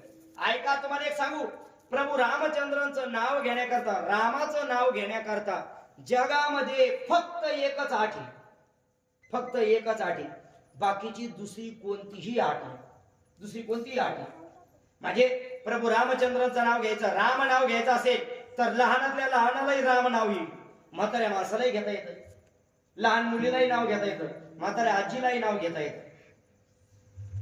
एखादा उच्च वर्णात असेल त्यालाही राम नाव घेता येतं, एखादा खालच्या वर्णातला असला त्यालाही राम नाव घेता येतं, एखाद्याने आंघोळ केलेली असली त्यालाही राम नाव घेता येतं, एखाद्याने बिना आंघोळीचा असला त्यालाही राम नाव घेता येतं, एखादा नेमका झोपेतून उठला असला त्यालाही राम नाव घेता येतं, एखाद्याला नेमकं झोपायचं असलं त्यालाही राम नाव घेता येतं, एखाद्याला जाऊन यायचं असलं त्यालाही राम नाव घेता येतं आणि एखादा नेमकाच जाऊन आलेला असेल त्यालाही राम नाव घेता येतं. कोणत्याही परिस्थितीत, कोणत्याही कालात काल वेद नाम उच्चारिता नाही. कोणत्याही कालात, कोणत्याही परिस्थितीला, कोणत्याही प्रसंगी, कोणत्याही व्यक्तीला, कोणत्याही माणसाला कुठेही कधीही केव्हाही घेता येण्यासारखं प्रभू रामचंद्रांचं सहज सुलभ आणि सोपं असं नाव आहे. फक्त हे घेण्याकरता एकच आठ आहे. काय आठ आहे? तुकोबाराय सांगतात, अनंता जन्मीचे होईल पुण्य, अनंता जन्मीचे होईल पुण्य, राम हा उच्चार करीत वैशी माझे, राम हा उच्चार करीत वैशी माझे, अनंता जन्मीचे होईल पुण्य, अनंता जन्मीचे होईल पुण्य, तुकोबाराय सांगतात, प्रभू रामचंद्राचं नाव कोणालाही घेता येण्यासारखं इतकं सोपं आहे. पण फक्त आठ येते. अनंत जन्मीचे होईल पुण्य. जर अनंत जन्माचं आपल्या ठिकाणी पुण्य असेल तरच रामच नामाचं नाव घेता येतं. नुसते तुकोबाराय नाही, आमचे ज्ञानोबाराय सुद्धा सांगतात, जन्म जन्मांतरीची असेल पुण्य सामुग्री, तरीच नाम जीवाग्री येईल श्री रामाची. ज्ञानोबाराय म्हणतात, अरे जन्म जन्मांतरीची असेल पुण्य सामुग्री, तरीच नाम जीवाग्री येईल श्रीरामाची. अनंत जन्माचे सुकृत पदरी त्याचे मुखी हरी, बैठावे बहुता सुकृताची जोडी, म्हणून विठ्ठली आवडी. काय जे जन्म सहस्र ओळखीजे एक वेद यावया. कशी सुरुवात ओबीची आठवते का कोणाला? जे जन्म सहस्र ओळखीजे एक कृष्ण विष्णू जयाचे वाचे कुडा भोजे, अखंड नाम नाचत असे माझे. जे जन्म सहस्र ओळखीजे एक वेद यावया. भगवान परमात्म्याचं नाम मुखाला येण्याकरता जगातली कोणतीच आट लागत नाही, कोणतीच आट नाही. फक्त एक आट लागती. काय आट लागती? आपल्याकडे काय लागतं त्याच्याकरता? पुण्य लागतं, पुण्य लागतं. तुम्ही म्हणाल हा काहीतरीच लागले सांगायला, राम म्हणायला कुठं पुण्य लागतं? मी तुम्हाला उदाहरणाने पटवून देईन आणि प्रमाणाने पटवून देईन. प्रमाण तर सांगितलेच तुम्हाला, प्रमाण तर सांगितलेच. राम हा उच्चार तरीच वैशिवाचे अनंत जन्मीचे होईल पुण्य. मी फक्त पुण्य बोललो होतो. तुकोबाराय म्हणतात, राजा रामा पुण्य नाही, अनंत जन्मीचे पुण्य. नुसते पुण्य नाही, अनंत जन्माचं पुण्य लागतं. ज्ञानोबाराय म्हणतात, नुसतं अनंत जन्मीचं पुण्य नाही, अनंत जन्मोजन्मीची पुण्य सामुग्री, पुण्य सामुग्री लागते. तरच भगवान परब्रह्म रामचंद्राचं नाव मुखाला येतं, अन्यथा येत नाही. कस काय येत नाही? दृष्टांत सांगतो, ऐका. काय झालं? नारद मुनी तीर्थयात्रेच्या संबंधाने निघाले. तीर्थयात्रेच्या संबंधाने तीर्थयात्रेला जात असताना नारद मुनीला एका वनामध्ये एक चोर भेटला. एक चोर भेटला, दरोडेखोर भेटला. दरोडेखोर भेटल्यानंतर त्या दरोडेखोराने अडवलं नारद मुनींना. नारद मुनींना अडवल्याबरोबर नारद मुनींना सांगितलं, थांब थांब, सोनं नाणं पैसे काढा. नारद मुनीने सांगितलं, सोनं नाणं पैसे मी काय कीर्तनकार आहे काय? हे माझ्याकडे नाही काय? नाही नाही नाही नाही, मला माहिती आहे महाराज लोकांकडे पैसे असतील, काढा काढा, खिशात असतील. कळते? नारद मुनी खिसाच नाही आपल्याला, कुठून देऊ तुला? त्याने मग तुमच्याकडे खिसा नाही तर कुठेतरी ठेवले असेल, तुमच्याकडे काय काय ते सगळं द्या. नारद मुनीना गळ्यातला विना काढला, हे धर विना, ह्या धर चिपऱ्या, कर बचत. त्याला हे नाही लागत, हे नाही पैसे द्या, सोनं नाणं धन द्या. नारद मुनीने सांगितलं ते नाही आपल्या. मग सहज, अरे मग तुला तुम्हाला अडून काय उपयोग? नारद मुनीने सांगितलं ना काढू, मग जाऊ दे. पण नारद मुनींना विचार केला, याला जर आपण असंच निघून गेलो तर हा बिचारा अजून आपण नाही तर दुसरं कोणीतरी भेटेल. याच्यात परिवर्तन केलं पाहिजे. संतांचं जीवन कसं असतं पहा, संतांनी ठरवलं त्याच्यात परिवर्तन केलं पाहिजे. नारद मुनींना त्याला विचारलं, का रे बाबा किती वर्षापासून करतोय? ते सांगितलं, ते वर्ष आपल्याला काही कळत नाही. मग नेमकं कधीपासून करतो? काही मोजमाप? त्याने सांगितलं, मोजमाप आहे ना आपल्या. काय मोजमाप आहे? म्हणे मी माणसाकडचं सोनं नाणं काढून घेतो, पैसे काढून घेतो, माणसाला जिवंत जाऊ देत नाही. माणसाला काय करतो? मारतो. किती मारले असतील बरं असे? त्याने सांगितलं, मला मोजता नाही येत. मग अरे मग काहीतरी ओळखत सांग, किती मारले असतील? चला म्हणजे सांगतो. शेजारी गेला, असे 7 रांजण होते, भले मोठमोठे 7 रांजण. आणि त्याने सांगितलं, म्हणे महाराज याच्यात डोकून पहा. नारद मुनीने डोकून पाहिलं तर आतमध्ये असे मोरी एवढे छोटे छोटे छोटे छोटे छोटे छोटे छोटे असे खडे सगळे रेतीसारखे गोळा केले, त्याच्यात टाकलेले. 7ची 7 रांजण भरलेले. नारद मुनीने सांगितलं, अरे याच्यात तो वाजू आहे. त्यांनी सांगितलं, मग तेवढे मारले. नारद मुनी म्हणे, किती? 7? 7 नाही. मग ये माझा नियम असा आहे म्हणे महाराज, मी एक माणूस मारला का एक खडा रांजणात टाकतो. एक माणूस मारला की एक खडा रांजणात टाकतो. अशी किती रांजणं भरली होती? 7 रांजणं भरली होती. नारद मुनींना कपाळाला हात मारला, एवढे मारले माणसं? मला मोजता येत नाही म्हणे. किती असते ते तुम्ही तुमचा अंदाज लावा. आमचे श्री गुरु शांतीप्रभू मारुती बाबा सांगत असतात, वाल्या पोळी हा पापी लोकांचा डॉन आहे. पापी लोकांचा डॉन. म्हणजे एखाद्या माणसाने किती पाप करायचं ठरवलं तरी तो वाढले इतकं पाप नाही करू शकत. किती पाप केलं ना तरी तो त्याचे इतकं पाप नाही करू शकत. नारद मुनीने पाहिलं, नारद मुनीने विचारलं, अरे बाबा हे सगळं एवढं पाप केलं, या पापात भागीदार आहेत का तुझ्या कोणाचे, कोणासाठी चाललंय हे सगळं? त्याने सांगितलं, मग घरी बायको आहे, मला मुलं येतं, आई वडील येतं, त्यांच्या करता करतो मी, सगळे भागीदार आहेत. नारद मुनीने सांगितलं, कोणी येत नसतं. अहो माझ्यावर लय प्रेम आहे बायकोचं. नारद मुनी सांगितलं, विचारून ये. घरी गेला, बायकोला विचारलं, बायकोनं नकार दिला. पोरांना विचारलं, पोरांनी नकार दिला. आई वडिलांना विचारलं, आई वडिलांनी नकार दिला. तिथंच उपरती झाली. आला, नारद मुनीचे पाय धरले.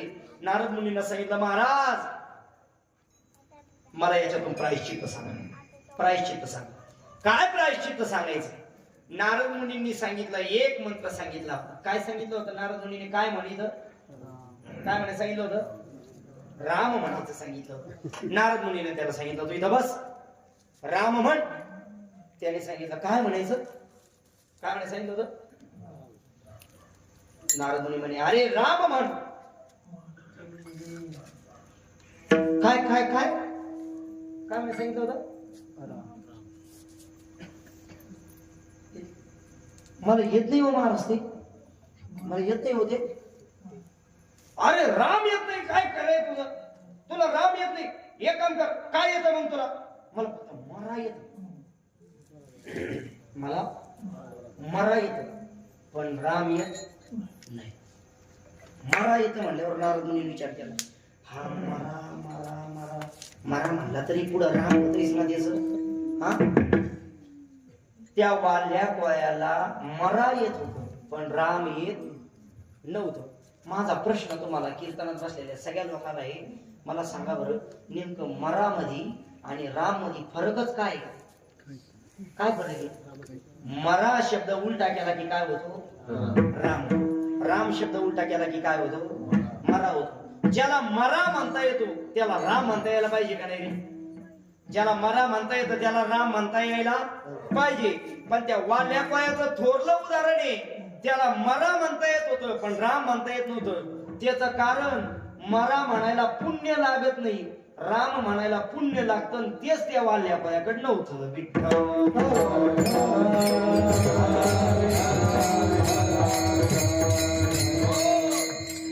वाल्या पायाचं लय जुनं उदाहरण झालं, लाखो वर्षापूर्वीच.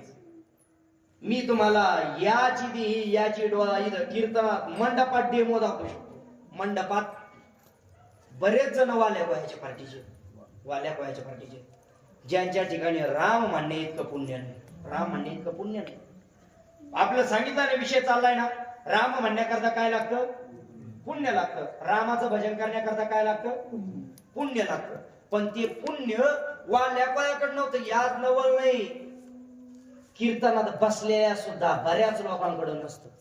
लोक असे मोठे आविर्भावात असतात, मग आम्ही कीर्तनात बसलो. कुठे गेले होते? कीर्तनाला गेलो होतो. कीर्तनाला गेला म्हणजे लय नांगर मोडला नाही, कीर्तनकारावर उपकार नाही केला. कीर्तना गेला म्हणजे काय? फक्त कीर्तनात जाऊन बसणे इतकं पुण्य आहे, पण तिथं जाऊन भजन करणे इतकं पुण्य नाही.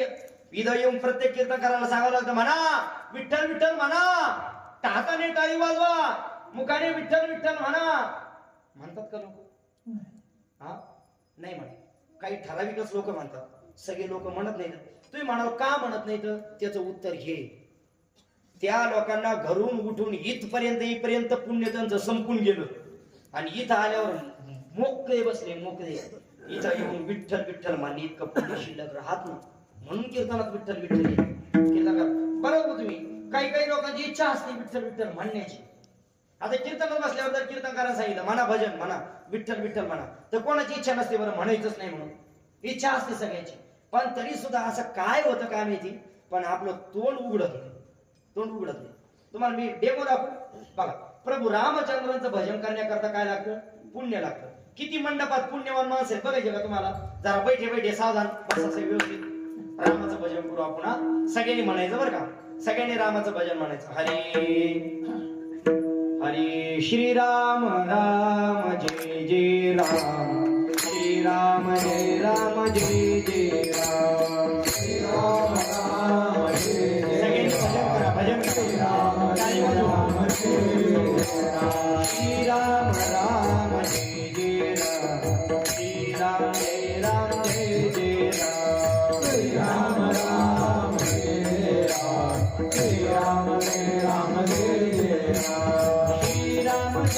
राम जय जय राम श्री राम जय राम जय जय राम एक मिनिट टाळ मिळून थांबा फक्त टाळीचा आवाज हा सोबत श्री राम जय जय राम श्री राम जय जय राम फक्त माता भगिनी हा श्री राम राम जय राम श्री राम जय जय राम सगळ्या म्हणा कोणी पुन्हा होऊ नका श्री राम राम जय राम श्री राम जय राम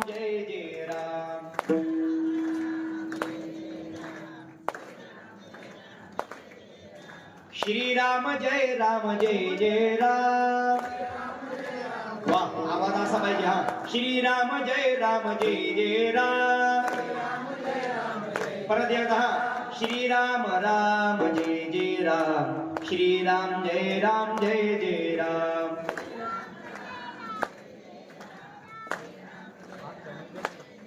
मागच्या म्हणत नाही बहुतेक शुभ नका वाजा का काय करू दोन पाच झाले ज्या लंकेत असतील त्या कशा म्हणतील ज्या अयोध्येत जन्माला आलेल्या होत्या त्या म्हणतात बरोबर श्रीराम राम जय राम श्रीराम जय जय राम आता बघा बरं का आता कोण कोण भजन म्हणलंय हे बाकीच्या कोणालाच माहित नाही फक्त तुमचं तुम्हाला माहिती आता फक्त एक आत्मपरीक्षण करा आत्मपरीक्षण असं शांत बसा आणि असं फक्त एकदा विचार करा आत्ता महाराजांनी आपल्याला भजन म्हणायचं सांगितलं होतं आपण म्हणलो का प्रत्येकाने विचार करा स्वतःच्या मनाला प्रश्न स्वतःच्या मनाला ज्याने त्याने प्रश्न विचारा आणि जर तुमचं मनाचं उत्तर येत असेल हा आपण भजन म्हणलोय तर समजून जा पुण्यवान पण जर एखाद्याचं मन सांगत असेल ना खरंच एवढं सांगून पण आपण नाही म्हणलो आणि 10 पाच तरी असे निघतेच माता भगिनी पुरुष मंडळी असे 10 पाच तरी निघते तुम्ही लोकांना सांगू नका शेजारीला सांगू नका काही नका पण स्वतःच्या मनाला सांगा खरंच पापी आपल्याला एवढं सांगूनही स्पष्ट सांगूनही मला वाटतं मी जेवढा स्पष्ट बोलतो नाही इथं एवढा कोणता कीर्तनकार स्पष्ट बोलत नसेल एवढं स्पष्ट सांगूनही जर आपल्याला देवाचं भजन रामाचा उच्चार आपल्या तोंडाला येत नसेल तर आपण खरोखरच पापी म्हणून रामाचा उच्चार केला पाहिजे सोपाय रामाचा उच्चार केला पाहिजे लोकांना प्रश्न पडतो महाराज काय हो राम राम राम राम लावलंय नुसतं रामाचा उच्चार करा रामाचा उच्चार केल्याने काय होतं रामाचा उच्चार केल्याने अरे रामाचा उच्चार नुसता सर्वसामान्य लोकांना महत्वाचा यात नवले रामाचा उच्चार देवा जडापासून तर देवाधिकांपर्यंत सगळ्यांसाठी महत्वाचा आहे तुम्हाला मी प्रत्येकाचे मुद्दे सांगतो जडापासून तर देवाधिकांपर्यंत प्रत्येकासाठी महत्वाचा आहे किती महत्वाचा आहे ऐका रामाचा उच्चार कोणाकोणासाठी महत्वाचा आहे रामाचा उच्चार प्रभू रामचंद्र भगवान विष्णू स्वतः एकटे सोडले तर रामाचा उच्चार या त्रिभुवनातल्या प्रत्येक घटकासाठी महत्वाचा आहे आणि त्याचं उच्चारण केलंय उच्चारण जर भगवान विष्णूचा विचार सोडला तर भगवान विष्णूच्या नंतर दुसरा नंबर लागतो या त्रिभुवनामध्ये तो म्हणजे भगवान शंकरांचा उल्लेख लागतो आणि भगवान शंकर स्वतः भगवान विष्णूच्या तोलामोलाचे असतानाही भगवान शंकर स्वतः भजन करी महादेव भजन करी महादेव भजन करी महादेव भजन करी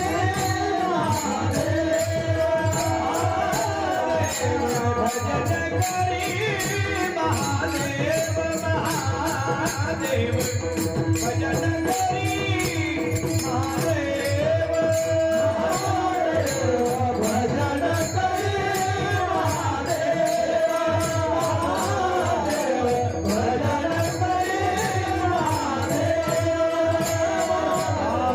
राम पूजी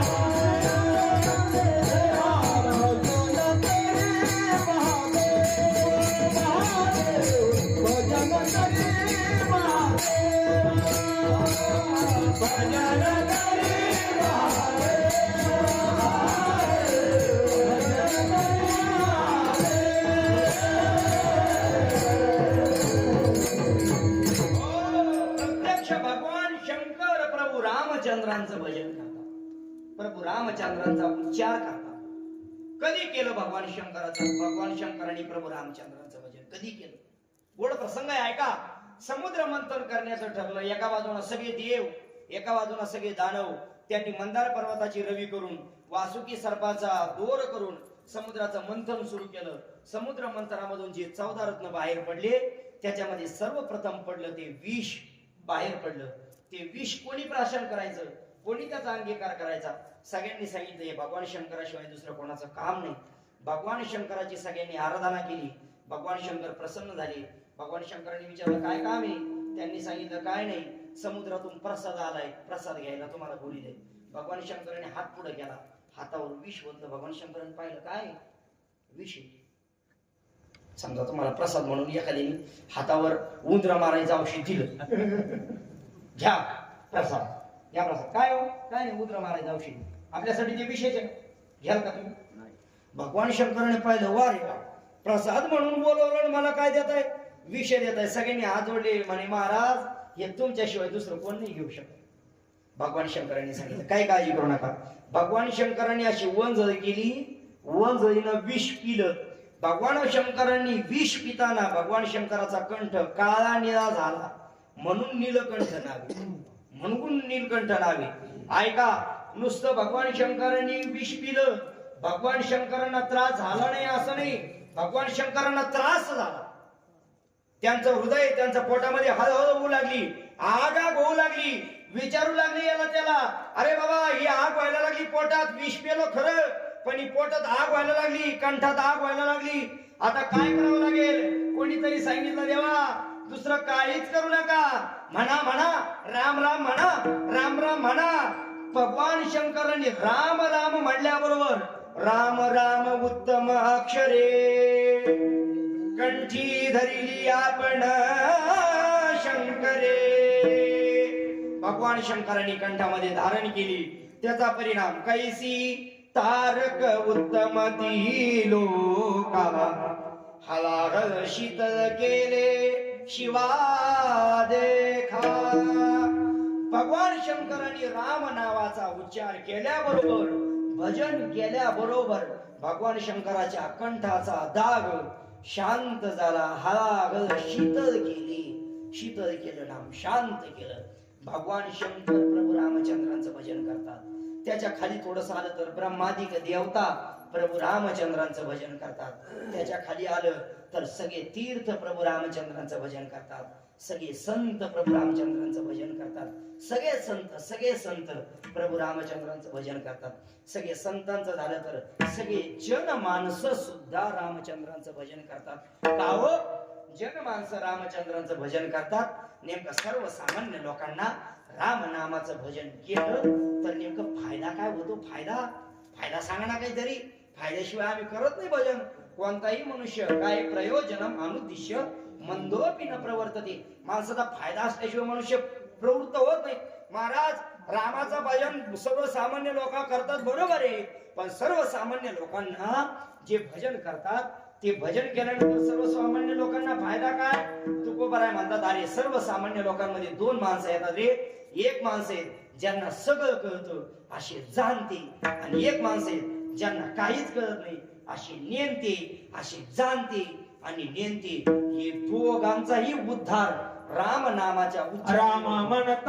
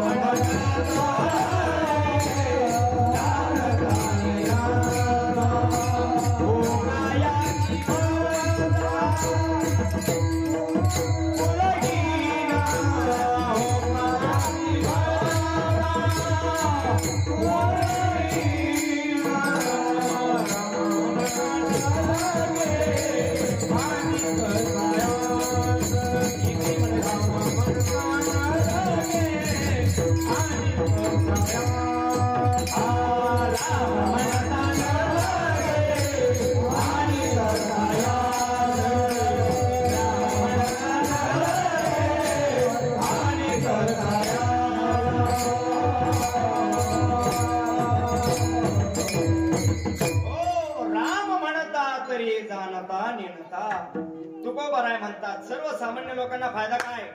सर्वसामान्य लोकांना काय फायदा आहे? तुकोबाराय म्हणतात रामाचं नाव जर सर्वसामान्य लोकांनी उच्चारलं ना तर रामाचं नाव घेतल्यानंतर जाणताही तरतो आणि नियंताही तरतो. काय जाणता नियंता? हे जाणता नियंता कशाला म्हणतात? आपल्याकडे शब्द आहेत का होय?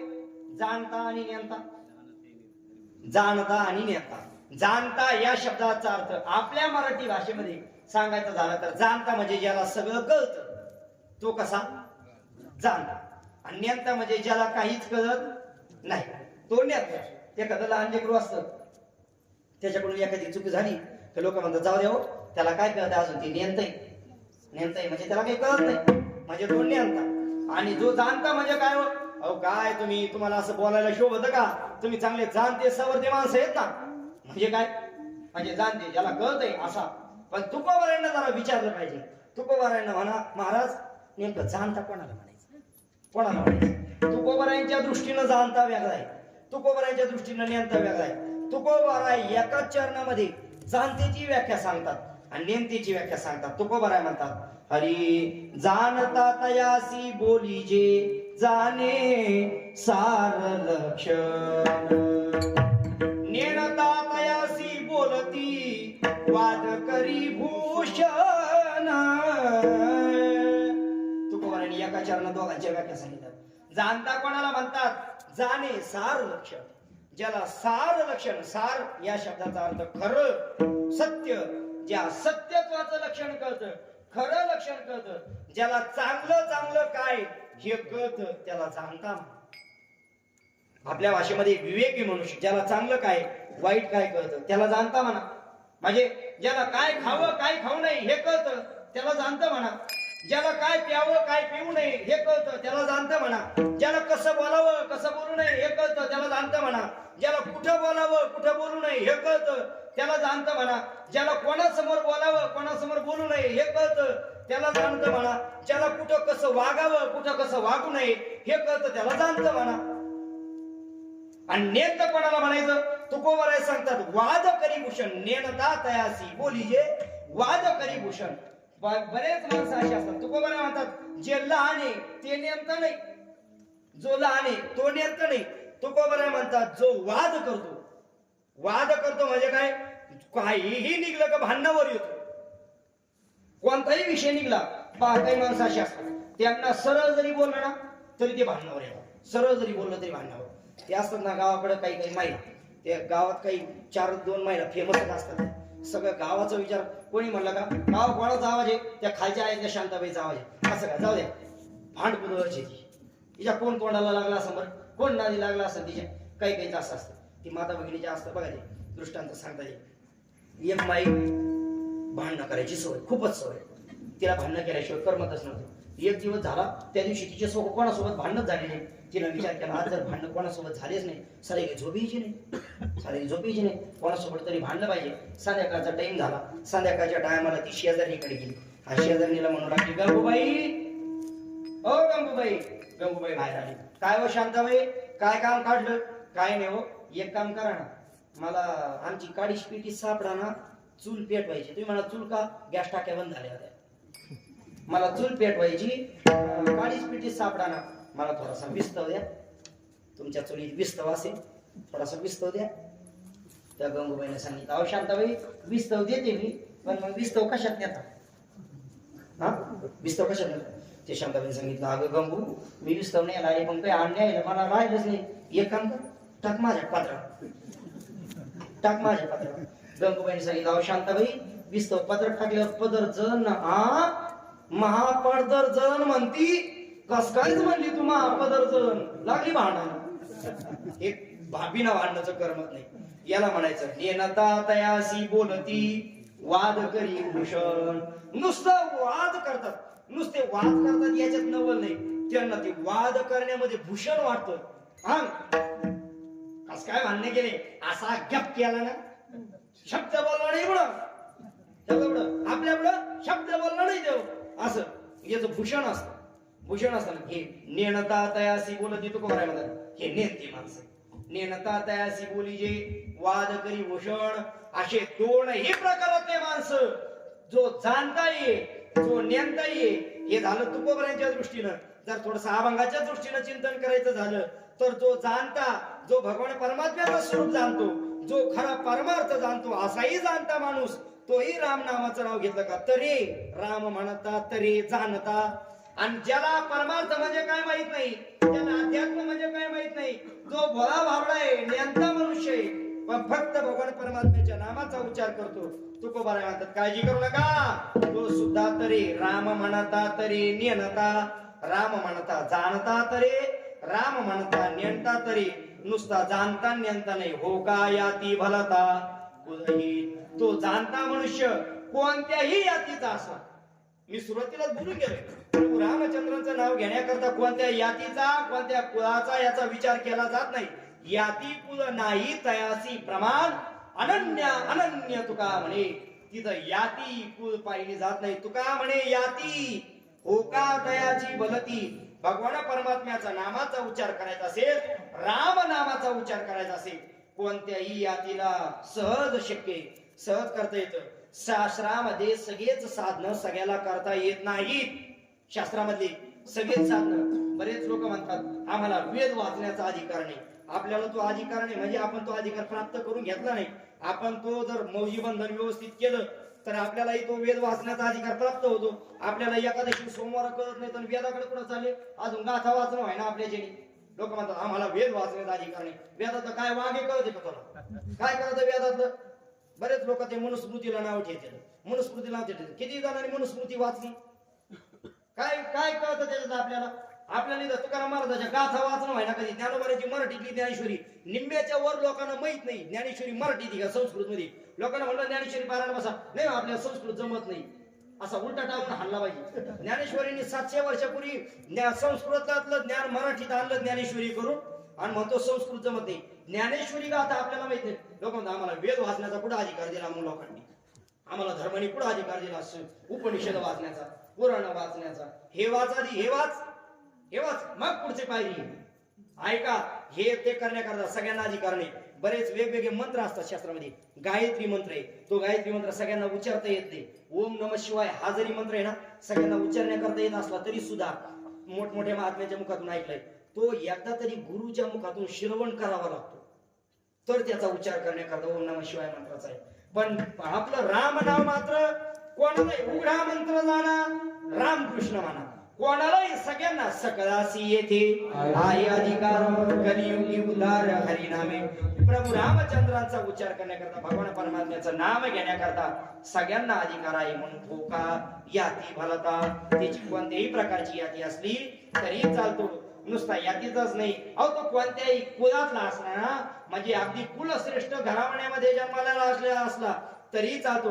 आणि एखाद्या कुलांगार कुलीन घरामध्ये आलेला असला ना तरीही चालतो. अशा पद्धतीचं त्या ठिकाणी सांगितलंय.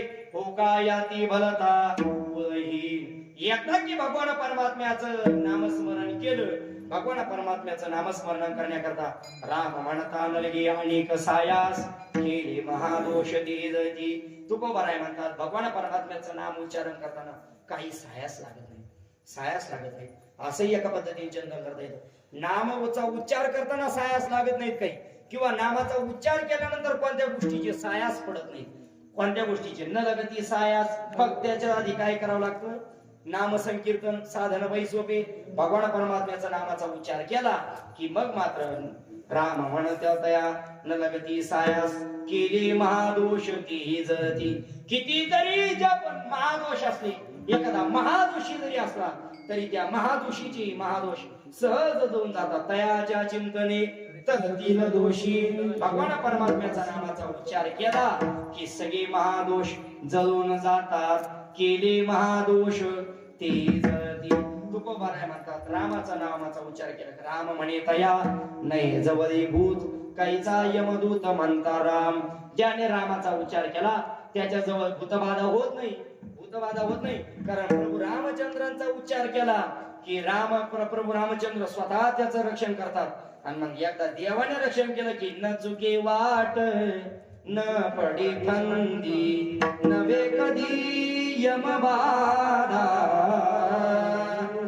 म्हणून प्रभू रामचंद्राचा उच्चार केला की भूत जवळ येत नाही. म्हणून बरेच लोक देवाला मानणारे मानतात यात नवल नाही. जे लोक देवाला मानत नाहीत ना असे सुद्धा लोक पाहतो. गावाच्या बाहेर निघलं का आपल्या नदी आहे ना एक मध्ये पूल आहे त्या विडवटी बशी आणि जुन्या लोकांना आता नवीन लोकांना कळत नाही पण जुन्या लोकांना माहितीये तिथं ते शेजारच्या झाडावरती आहे जुन आणि मग ते नवीन माणसाला कोणीतरी ऐकलेलं असतं का या झाडावर काहीतरी आहे बरं गेलं का ज्याच्या गायात माळ नाही ज्याला एकादशी सोमवार कळत नाही असं सुद्धा राम राम राम राम राम राम राम राम राम राम राम राम राम गावात येईपर्यंत आमच्या हरिभाऊचा कोठा भेटत नाही तोपर्यंत राम राम राम राम राम राम राम देवा देवा देवा वाचवा वाचवा वाचवा वाचवा देवा तू माझा बाप देवा तू माझा बाप एकदा गावात आला का देवा आता मी तुझा बाप विसरला देवा रामाचा उच्चार केवढा म्हणजे माळकरी लोक भजनी लोक भजन करणारे कीर्तनकार लोक देवाला मानणारे रामाचा उच्चार करतील यात नवल नाही. जे लोक रामाला मानत नाहीत ना लोकात एकत हे लोक सुद्धा भूताचा काही संबंध म्हणला की रामाचा उच्चार करतात कारण त्यांना माहितीये राम म्हणे तया नाही जवळी भूत मग भूतही जवळ येत नाही आणि मग जिथं भूतच येत नाही तिथं काहीचा यमदूत म्हणता राम. अरे जिथं भूतच नाही तिथं यमदूत येतीलच कसे बरं. एकदा की आपला मरणाच्या वेळेला अंतकाळी ज्याच्या नामाले मुखा तुका म्हणे सुखा पार नाही. एकदा की भगवान परमात्म्याचा नामाचा उच्चार केला की येत नाही यमदूत येत नाही. कशी यमदूत येत नाहीत पहा तुम्ही. मी दोन नावाचे तुम्हाला उदाहरण सांगतो. दोन नावाचे उदाहरण सांगतो. घाबरवती लेकरू विचार दोन नावाचे उदाहरण सांगतो ऐका. आजामेळाचं एक उदाहरण आहे. आजामेळाने आयुष्यभर देवाचं चिंतन केलं नाही. अंतकाळाच्या मरणाच्या वेळेला आजामेळ अंतमरणाशी आला तोवरी स्मरला नाही तुझं प्राण जाते वेळे म्हणे नारायण. प्राण जायच्या वेळेला नारायणाच्या नावाने हाका मारली त्यासाठी विमान पाठवली. विष्णुदूत आले त्याला घेऊन गेले. हे आजामेळाचं उदाहरण. आणि दुसरं उदाहरण तुकोबारांच्या भाषेत सांगतो. तुकोबाराय म्हणतात अंतकाळी गणिका पक्षी याच्या छंदे राम राम पद उच्चारिले तव त्या दीनानाथा कृपाली कैसी त्याने तियसी वैकुंठासी नेले. तुकोबाराय सांगतात अंतकाळी गणिका ती गणिका नावाची एक वेश्या होती. ती वेश्येने कधी आयुष्यभर देवाचं चिंतन केलं नाही. मरणाच्या वेळेला शेवटच्या काळात एक पोपट सापडला आवडला पोपट सांभाळला. त्या पोपटाचं नाव राम ठेवलं. काही जण राघव सांगतात. राघव आणि राम एकच राम ठेवलं. तुकोबाराय म्हणतात अंतकाळी गणिका पक्षियाच्या छंदे त्या पोपटाच्या छंदावरून राम राम पद उच्चारिले. तिला मारताना फक्त तिला जवळचं कोणी नव्हतं. मारताना फक्त तिला त्या पोपटाकडे पाहिलं आणि म्हणली हे रामा रामा. रामाला हाका नव्हती मारली. हाका कोणाला मारली होती पोपटाला. हाका मारली पोपटाला पण आवाज दिला त्यावनी तव त्या दीनानाथा कृपाली कैसी. भगवान परमात्म्याला कृपा आली आणि भगवान परमात्म्याने ती गणिका ती कुंटिनी ती वेश्या राम राम पद उच्चारलं म्हणून वैकुंठाला नेली. तिथं यमदूताला येऊ दिलं नाही. यमदूत सांगेत होता यमधर्म सांगेत होता तुम्हा नाही ते सत्ता जे ते होय हरी कथा सदा घोष नामाचा नका जाऊ तया गावा नामधारकाच्या शिवा सुदर्शन यावा घरटी फिरे भोवती. यमधर्म सांगतात तुम्ही तिथं जाऊ नका कारण रामाचा उच्चार झाला म्हणून काहीचा यमदूत म्हणता राम राम म्हणता तरी भव सिंधू पार चुकी यारधार म्हणता राम. तुकोबाराय म्हणतात अरे रामाचा उच्चार केला की हा भव सिंधू सुद्धा सहज सहज तरुण जातो. कस काय तुकोबार भगवान परमात्मा सांगतात येत एकची लीला तरले जे सर्व भावे मज भजले. ज्यांनी भगवान परमात्म्याचं भजन केलं म्हणजे रामाचा उच्चार केला ते सहज भवसिंधू पार उतरले. भवसिंधू सहज तरुण गेले. राम म्हणता तरी भवसिंधू पार चुके येरधार म्हणता राम. नुसता भवसिंधू म्हणजे संसार तरुण जात नाही यात नवल नाही. तुकोबाराय म्हणतात अरे जन्म मरणाचे खेपाही कुंटून जातात चुके येरझार म्हणजे जन्माला यायचं मरायचं यायचं मरायचं हे सुद्धाच एकदाच काय होतं खुंटून जात. चुके येरझार म्हणता राम. आणि अशा पद्धतीचा रामाचा उच्चार जर केला तर आपल्या जीवनामध्ये सुख प्राप्त होतं. नाही नाही, आपल्या जीवनामध्ये सुख प्राप्त करून देणार एवढंच एक साधन आहे. बोला शेवटचं चरण. तुका म्हणे का हेची सुख साधन, तुका म्हणे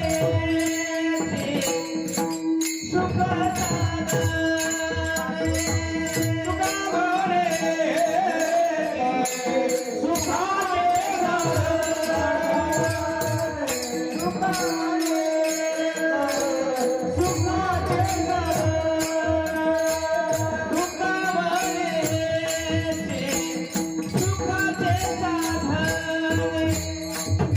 म्हणे सुखाचे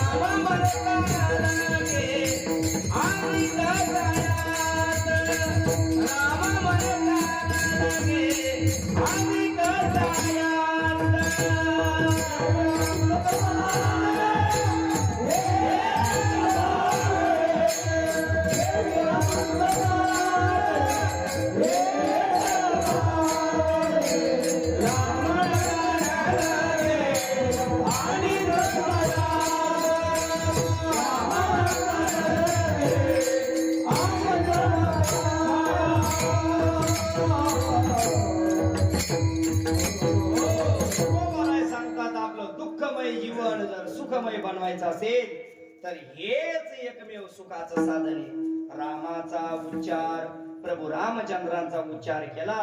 सुख तरीच घडे भजनाची सार. भजनाचं सार तरच सुख आपल्या जीवनामध्ये प्राप्त होतं, अन्यथा सुख प्राप्त होत नाही. तो का म्हणे हेची सुखाचे साधन, सुखाचं साधन हेच आहे. म्हणून असं सुखाचं साधन नाही नाही, अरे अमृता समाने अमृत सेवी अमृत पान एका भावे. भगवान परमात्म्याचं नाम म्हणजे अमृताचं पाणी, नुसतं अमृताचं पान नाही. आमचे संत महात्मे सांगतात अमृताहुनी गोड, अमृताहुनी गोड नाम तुझे देवा, नाम तुझे देवा. मन माझे केशवा, मन माझे केशवा काबाने गे, काबाने गे. सांग पंढरी राया, सांग पंढरी राया काय करूया, काय करूयासी. जीवे गोड तीन अक्षरांचा रस, अमृत जयास पिके पुढे. इतकं देवाचं नाव, अमृतही ज्याच्या पुढे फिकं पडावं, अमृतापेक्षाही असं गोड नाव तुकोबाराय म्हणतात. असं अमृतापेक्षाही गोड असणार अमृतपान. त्या अमृतपानाचं सेवन करा. सेवन केलं, नुसतं सेवन नाही करायचं. तुकोबाराय म्हणतात सेवी अमृतपान एका भावे. लोक अमृताचं सेवन करतात हो, पण अमृताचं सेवन करताना चिंतन मात्र पांचट पाण्याचं करतात. रामाचं भजन करत नाही लोक असं नाही, पण रामाचं भजन करताना संसार कोंतून कोंतून मनात भरलेला असतो, चिंतन संसाराचं असतं. म्हणून तुकोबाराय म्हणतात नुसतं तसं चिंतन नका करू. सेवी अमृतपान एका भावे. अमृत अमृत पेज सांगितलं, अमृत तुल्य नाही. बऱ्याच लोकांचा गैरसमज व्हायचा. अमृत तुल्य वेगळं, अलीकडे लोकांनी अमृत तुल्य नाव दिलं. कशाला? 4 त्याचा अमृत तुल्य नाही, खरं तर ते विष तुल्य आहे. पण ते लोकांनी आता त्याला दिलं अमृत तुल्य. अमृत तुल्याचं नाही, तुकोबाराय म्हणतात खऱ्या अमृताचं सेवन करा. खरं अमृत म्हणजे भगवान परमात्म्याचं नाम आहे. आणि भगवान परमात्म्याचं नाम त्याचं एका भावाने सेवन केलं की मग मात्र राम म्हणता नलगी आणि कसाया केली महादोष ती जाती विठोबा रकुमाई. बोला बोला भजन करा. विठोबा रकुमाई. विठोबा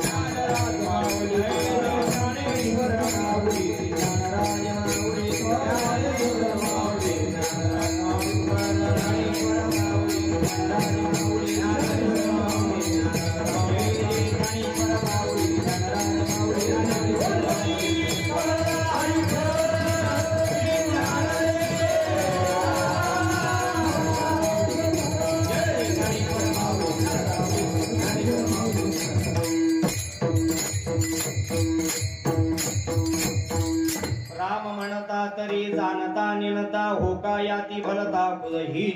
राम म्हणता नलगे आणि कसायास गेले महादोष तीही जळती. बघू भगवान प्रभू रामचंद्रांच्या नामाचा उच्चार केला, जप केला, भजन केलं की मग मात्र हे सगळे बदल घडतात. जाणता नेमताही तर तो सगळ्या गटातले लोक चालतात. नुसतं एवढंच नाही, कोणत्याही यातीचा कोणत्याही कुळाचा असेल तरीही त्याचा उद्धार निश्चित आहे. भगवान परमात्म्याचा नामाचा उच्चार केला की कुठल्याही प्रकारचे सायास लागत नाहीत. अनेक प्रकारचे महादोषही ते सुद्धा सहज आपल्या ठिकाणचे जळून जातात. आपल्याला भूतबाधेचा संबंध येत नाही, आपल्याला यमदूतही नेण्याकरता येत नाही. रामाचं भजन केलं की हा दुर्घट असणारा भवसिंधू भवसागर सुद्धा सहज लीला या मनुष्य तरुण जातो.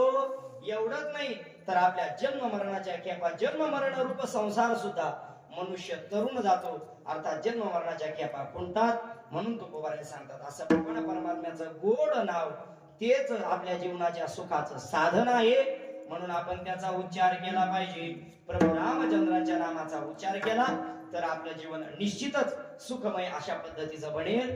केवळ रामनवमीच्या काळापुरतं, रामनवमीच्या दिवसापुरतं, या 8 दिवसापुरती रामाचा उच्चार करायचा असं नाही, तर आपल्या जीवनामध्ये वारंवार क्षणाला रामाचा उच्चार झाला पाहिजे. आपली जुनी संस्कृती पहा किती गोड होती.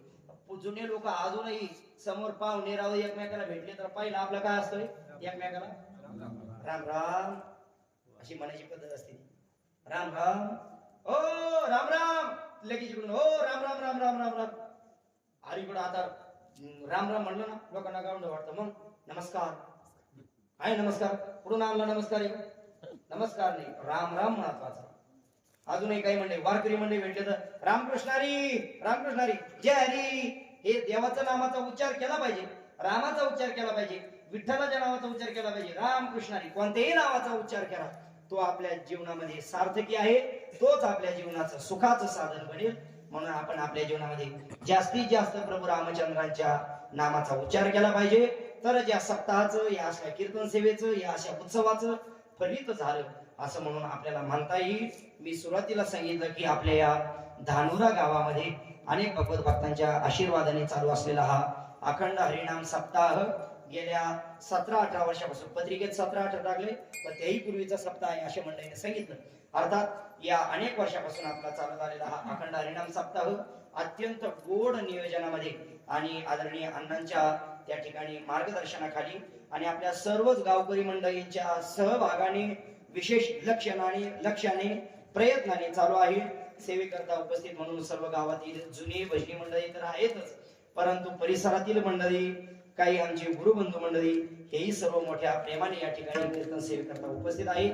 माता भगिनी पुरुष मंडळी आपल्या सर्वांच्या चरणी विनम्र भावे दंडवत घालतो, ज्यांच्यामुळे आपल्या सर्वांच्या दर्शनाचा योग प्राप्त झाला अशी आदरणीय अण्णा, आमची हरिभाऊ महाराज, आदिनाथ महाराज. खर तर हे दोनही माणसं परमार्थाच्या भविष्यातही खर तर या जुन्या मंडळींनी परमार्थ जपून ठेवला, पण आता भविष्यामध्ये परमार्थाची वाढ होण्याकरता, नाहीतर मग जुने एकदा टाळकरी केल्यावर नवीन काय करायचं. बऱ्याच गावचे लोक कीर्तन बंद झाली कशामुळे, टाळकरीच नाही महाराज, मग करा प्रवचन का, टाळकरी लागत नाहीत म्हणून. पण भविष्यामध्ये गावामध्ये पारमार्थिक वातावरण चालू राहावं याच्याकरता नवोदित मंडळींना आपण थोडस पुढं केलं पाहिजे. जुन्या माणसांनी थोडस म्हणलं पाहिजे, पोरं तुम्ही वा पुढं, काही लागलं तर आम्ही आहेत. बरं पोरं विचारण्यासारखं येतं, पोरं लय प्यातळ खतड असते तर मग ठीक आहे बुवा, पोराला काय कळतंय, हा पोरं माग मला हो द्या पुढं. पण पोरं जर सात्विक असले तर पोरांकडे दिलं पाहिजे, म्हणजे दिलं पाहिजे याचा अर्थ सगळा सप्ताह दिला पाहिजे असाही अर्थ नाही. जुन्या लोकांचं तेही जुन्या लोकांचं मार्गदर्शन घेतलं पाहिजे. सर्वानुमते संगनमताने आपण सप्ताह करावा आणि आपला हा पारमार्थिक आनंद, निखळ परमार्थाचा आनंद आपण सर्व गावकरी मंडळींनी लुटावा एवढीच या निमित्ताने आपल्याला सर्वांना विनंती करतो. झालेली सेवा प्रभू श्री रामचंद्रांच्या, ज्ञानोबराय तुकोबराय आदी करून सकल संत महात्मे सत्व सज्जनांच्या सद्गुरु श्री जोग महाराज, परंपरेतील सर्व गुरुजन मंडळी ज्यांच्यामध्ये मी आपल्या समोर उभा आहे अशी माझे पारमार्थिक गुरुवर्य आदरणीय हरिभक्त पारायण श्रीराम महाराज झिंजुरके यांच्या चरणी सेवा समर्पित करतो. सेवेला पूर्ण विराम. तुकाराम तुकाराम तुकाराम तुकाराम.